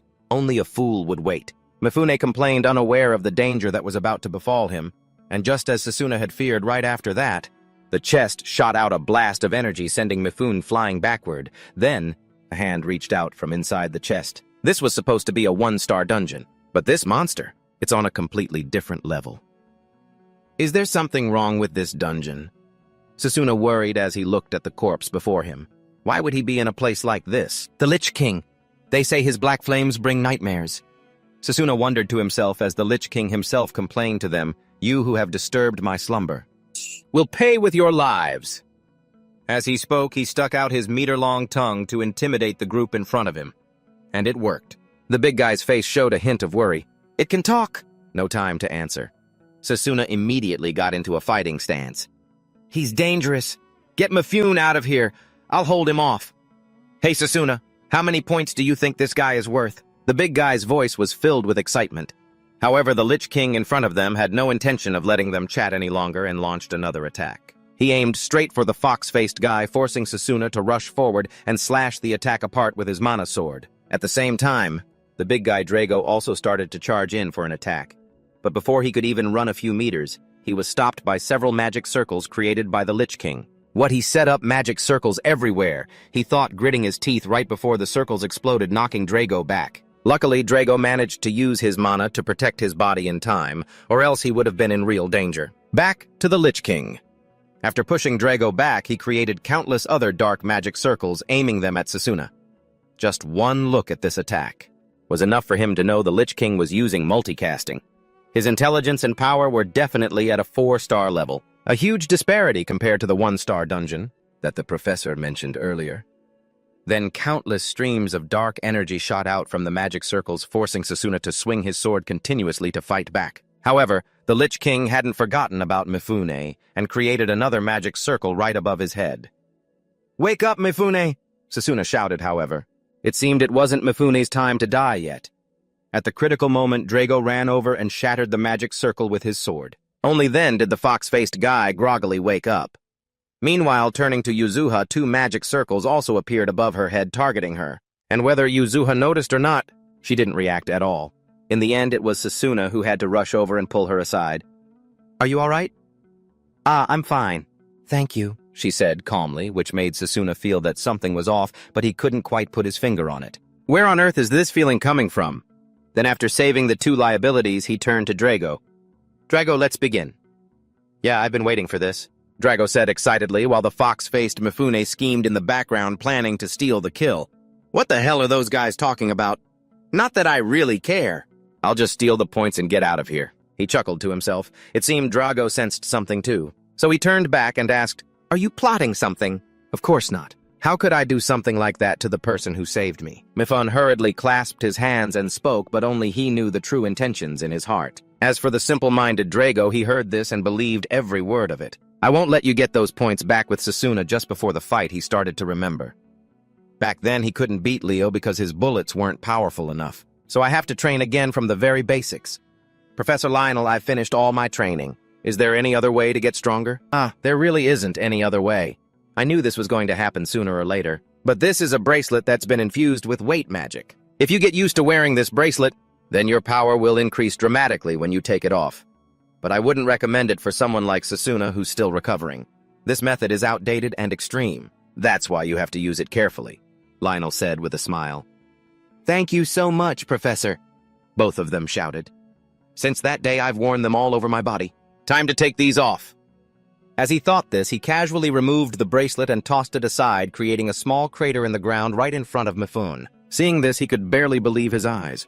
What in the world were they wearing? He screamed internally, and then, after waiting for this group to get ready, the Lich finally began to attack again with its dark magic. However, these attacks were avoided by Sasuna and Drago. They dodged with their incredible speed, and as for the attacks, they couldn't evade, they both just shattered them with their bare fists, just like that. It's like the two of them closed in on the lich, and then the muscular Drago delivered a punishing axe kick straight to its head, making the monster's tongue loll out.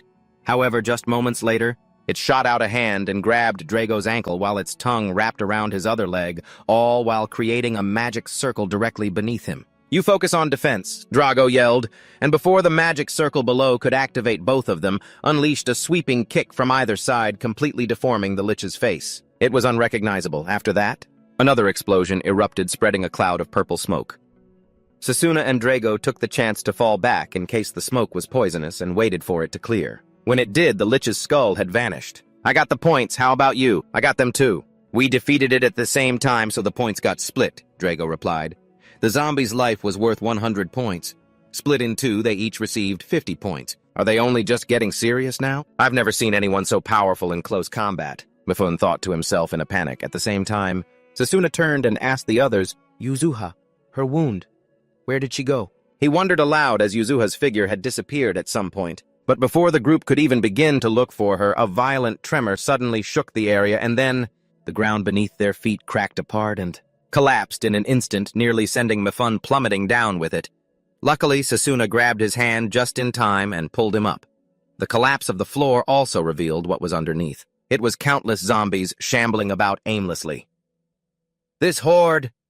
Fall back!" Sasuna yelled when he saw the zombies had spotted them and were now charging to attack. What in the world is going on in this dungeon? He wondered to himself. After that, the group of three had to engage the horde of zombies. Wipe them all out, Sasuna shouted while Mifune was starting to grow anxious. "No matter how many of them we kill, we're still not getting any more points. Sasuna, don't you get it? This isn't the time for an endless fight," he thought, glancing over at Sasuna. Meanwhile, Sasuna was also observing the zombies, writhing on the ground, and he understood everything.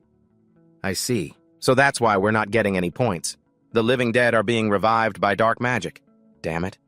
They just keep on coming." Drago complained while Mifune also began shouting a warning. "This dungeon is so strange. These aren't the kind of monsters that should appear in a one-star dungeon." At that moment, Sasuna suddenly sensed something. It startled him. This feeling, the energy is coming from the floor below. Does anyone else feel that an evil power is radiating from the floor below? What is it? Are you sure you're not mistaken? Mifune asked as he casually lopped the head off a zombie in front of him. "No, I'm positive. But I don't know who the source of that energy is. It could be Senior Yuzuha.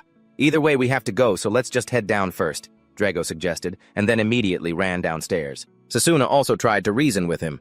"We don't have any other choice. If you stay here by yourself, you'll just slowly wither away and die." "What was that? Are you looking down on me?" "No, I'm just stating a fact." "You can't do anything but steal points from Drago, right?" Sasuna said sarcastically before jumping straight down. "That's my strategy!" Mifune yelled. But this guy wasn't an idiot. He wouldn't stay behind to face a horde of zombies alone. "I hate zombies, I hate dungeons, and I hate this team. Damn it, I guess I just have to go with them." As he spoke, Mifune also threw a paper doll below to teleport after them. The three of them began to fight their way downward again. Seeing Sasuna and Drago coordinate so perfectly, he couldn't help but feel a bit curious despite the dire situation. "But you two are pretty skilled. Have you guys trained together before? You're getting pretty chatty, Senior Mifune," Drago complained, clearly still bitter about Mifune kill-stealing his points. "Well, it's better than listening to the sound of screaming zombies," Mifune explained. Meanwhile, Sasuna sensed something again, and he warned the other two, "I can feel an intense power coming from this direction." As he spoke, he led the other two in the direction he had sensed, and there, the three of them witnessed a giant eye. "Is this the source of the darkness?" "It has to be. An eyeball monster!" they exclaimed in surprise. Even with all the knowledge from his past life, Sasuna still couldn't recognize it. "What on earth is this thing? This is the first time I've ever encountered a monster like this. Usually a dungeon's energy source is a magic circle," Sasuna wondered. Meanwhile, Mifune, falling back into his old habits, was preparing to steal the kill. Geez, these people. Do they still not understand how to conquer a dungeon? Well, then I'll just make my move now. He secretly took out a paper doll, preparing to steal the kill, but unfortunately for him, Drago spotted the act. So he immediately rushed forward and pushed Mifune aside. "Oh man, finally a chance to stretch my muscles." "Excuse me, don't just go stretching out of nowhere," Mifune chided. In the meantime, Sasuna dealt with the eye, earning 10 points. Immediately after, the sound of screaming zombies rose up from behind the group again, much to their annoyance. The zombies are rising up again. Did they realize we destroyed their source of magic? From here on out, we'll earn points and complete the mission, Sasuna declared while the big guy was already cracking his knuckles in excitement. Let's just beat the hell out of them to blow off some steam. Beside them, Mifun saw their enthusiasm and thought to himself, these two kids are really confident. But now's not the time to be afraid. Time to get 100 points and escape this dungeon. Returning to Sasuna, he asked the fox-faced young man, Senior Mifun, before the zombies charge at us, do you know anything about Senior Yuzuha's whereabouts? To answer his two questions, Mifune thought for a moment and said, Frankly, I don't know either. Maybe she got scared and ran off, no way. Even when the Death King attacked us, she didn't seem scared at all. Something's really strange. And all these monsters are types we've never seen in a one-star dungeon before. The fact that it's giving off dark energy? I might be overthinking it, but it's possible the apostles had a hand in this. If that's the case, it would be very dangerous for Drago and the others here. I hope Yuzuha and everyone are okay. Sasuna prayed silently, and in just a few breaths, the zombies had found them. Here they come! All right, bring it on, my points! Drago shouted. After that, the group started charging in to slaughter the zombies, and the scores of all three rose non-stop. Thanks to them, after this group of monsters fell, they reached the 200-point mark. All right, we've hit our 200-point goal. Sasuna, 225 points. Drago, 210 points. Mifune, 125 points. This number also met Mifune's quota, so he wanted to leave immediately. I'm out of here. See you later. See, you weaklings. As he spoke, he prepared to activate his teleportation bracelet to get out. However, Drago was a little surprised to hear him say that. Wait, aren't you going to look for Senior Yuzuha? Aren't you two friends? Friends, I only just met her yesterday. She's a weirdo who acts like everyone's her friend. I'm sure she's outside crying in fear right now. Just yesterday, you say? Sasuna asked, puzzled. However, this Mifune guy had no intention of explaining further. Later, I'm bouncing. After saying that, he directly pressed the button to activate the bracelet. Seeing this, Sasuna just turned to leave. I'll just have to find her myself then. Wait, what's going on? We can't return to the surface, Mifune said nervously after he activated the bracelet and nothing happened. Well, then there's no choice but to walk back, Sasuna spoke up. No way, that can't be, Mifune said as he hurriedly chased after the two. Meanwhile, Drago also tried it with the same result. Looks like it's true. Is there something wrong with the bracelet? Drago said with a slightly worried expression. And behind them, Sasuna once again felt that energy. There it is again. A suspicious, magical energy is radiating from the floor below. As he thought this, the concern in his heart grew, making it impossible for him to ignore this problem. Drago Senior Mifune. I'm going to look for Senior Yuzuha. I'm fine going by myself. Are you for real? Did you fall in love with Yuzuha or something? The fox-faced guy asked, confused by Sasuna's actions. All for someone you don't even know. But upon hearing this, his close friend Drago offered to go with him. Senior Mifune has helped us enough. I'll go with you. Okay, that works. I can feel a strong magical energy coming from below. If you sense any danger, don't push yourself. I understand. Drago nodded in agreement. Back to Mifune. He saw the two of them planning as if it was a done deal. He had to speak up and remind them, hey, first we need to get out and report to Professor Giovanni. How are you so sure Yuzuha is down there? In response, Sasuna turned and explained, It's faint, but I can feel her energy. Please report to Professor Giovanni for us, Senior. Please be careful on your way back. After saying that, the two of them left immediately, making Mifune want to scream internally. What's wrong with these kids? It's possible Yuzuha already escaped. Going deeper will be really dangerous, but getting out of here alone is also too dangerous. Damn it. Why is this happening? Why does nothing ever go my way? The more the fox-faced guy thought about it, the more he was torn between leaving or staying. In the end, Drago made the decision for him. Let's go find Yuzuha-senpai and get out of here. All right, I'll go look for her too. Let's find her quickly and head back together. Mifune sighed and kept talking. As they headed down, he voiced his confusion. Drago and I can't sense Yuzuha's energy at all. How did you manage to detect her? It just comes with a lot of practice. I guess that makes sense, Mifune said, sounding bored. It's suddenly gotten so cold down here, and the air is thinner too, Drago added as the three of them reached a fork in the path. Suddenly a sound echoed through the passage. What was that? Mifune wondered aloud, but Sasuna held up a hand signaling him to stop. He then pointed in one direction. It's coming from over there. And just like that, the three of them quickly ran towards the source of the sound. It didn't take long for Drago to spot a figure and call out, Someone's over here! Yuzuha-senpai, are you okay? Following their gaze, they saw that Yuzuha was sitting on some kind of dark magic circle, and one side of her body was withered like a shriveled corpse. "Help! Me!" she said, trembling as she reached a hand out to them. Seeing her in such a state, Mifune grew worried and asked, "What happened to you?" "Wait, Drago! Don't get any closer!" Sasuna yelled, just as Drago was about to touch Yuzuha. "This is an ancient trap," Sasuna continued, thinking to himself. "There are no signs of any traps being activated in this dungeon. It must be an item imbued with dark magic. It's the same item my friend bought from the black market in my past life. I don't think Yuzuha would use this on purpose. Someone else must have set this up." Finishing his thought, Sasuna said to the other two, "We can use a specialized spell to disable this trap. If we use a magical weapon, it will only destroy the magic circle itself. Then leave it to me." "We'll get on with it then." The big guy urged him on, but Sasuna didn't need to be told. He had already formed a mana sword and plunged it straight into the magic circle, shattering it into nothing. And as he caught Yuzuha, he heard her mumble in a daze, "I can't let Sasuna get any further."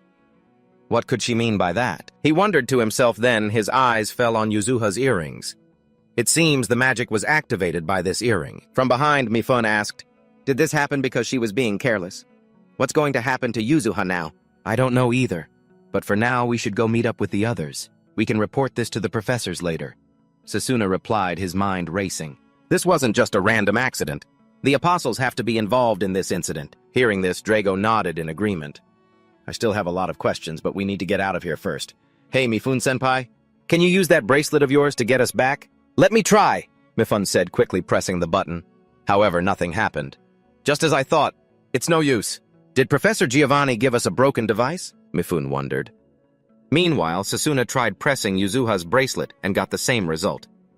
"Yuzuha-senpai's bracelet is the same. Hers doesn't work either," the fox-faced young man exclaimed. But before they could speculate any further, the area around them began to tremble violently. "Sasuna, we have to keep moving. It's an earthquake. We have to get out of here now, everyone run," Drago yelled, taking the lead to clear a path. "Damn it, what the hell is going on?" Mifune gritted his teeth just before a giant boulder fell, blocking their path. Luckily, Drago spotted it in time, smashing the rock and pulling him forward. "Senpai, hurry up. It's no use. Looks like we're trapped. The path is completely blocked by rubble. Instead of trying to smash our way through, we should find a safer route," Sasuna suggested.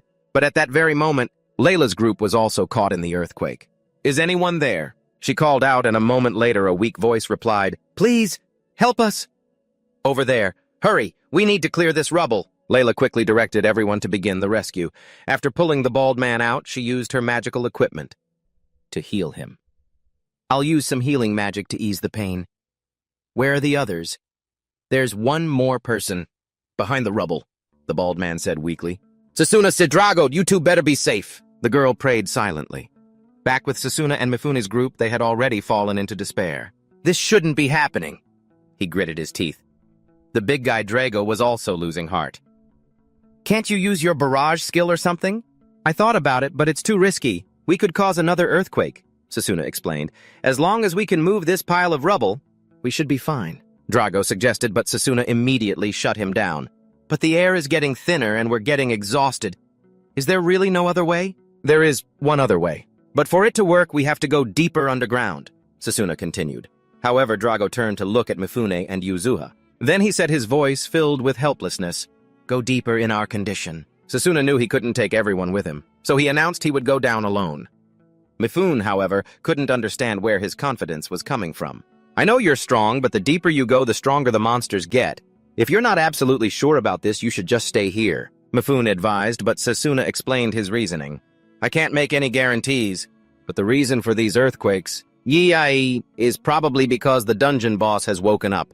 As for why we can't teleport out, it's because our mana is being disrupted by a much stronger flow. A stronger mana signature is causing interference. Basically, this isn't a one-star dungeon anymore."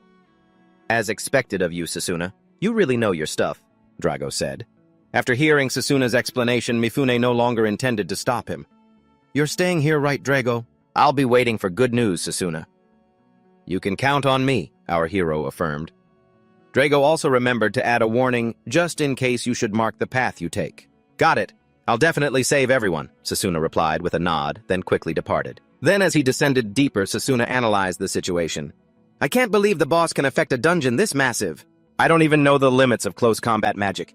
If I had the fire element or even purification magic, I could have dealt with these undead Much more easily. One of the weaknesses of close combat magic is its lack of elemental attributes. Most of its spells are just direct attacks, but that's fine. I can feel something burning up inside me. Back with Drago's group, while Sasuna was making his way down, the big guy was busy trying to clear the rocks. Drago, I always thought it was just a coincidence that he won all those sparring matches with close combat magic, but I was wrong. I've been cheating this whole time while you guys were honestly training your bodies. I wonder who the real fool is. Mifune started rambling. His brain clearly lacking oxygen, these words that sounded like a last will made Drago try to comfort him. Hey, Senpai, don't say such miserable things. We're definitely going to survive and get out of here. Just then, a voice called out from the other side. Hey, is anyone there? We're in here, Drago shouted. Hearing the familiar voice, someone on the other side said, I can hear voices from in there, and Layla immediately recognized Drago's voice. Drago, are you in there? What about Sasuna? We're all in here. Sasuna went to find another way out. Sorry, I don't have the strength to shout anymore, Mifune mumbled. All right, everyone, help me move this rubble, someone yelled. Meanwhile, back with Sasuna, he had reached the center of the dungeon. The air is getting so heavy. The center of the dungeon, Sasuna thought to himself as he observed a path up ahead, glowing with specks of blue light. Maybe they lead to the exit, but the boss has already woken up, so the path is probably blocked by a barrier. But even though this place is overflowing with dark energy, there's nothing here. How strange. I can't let my guard down.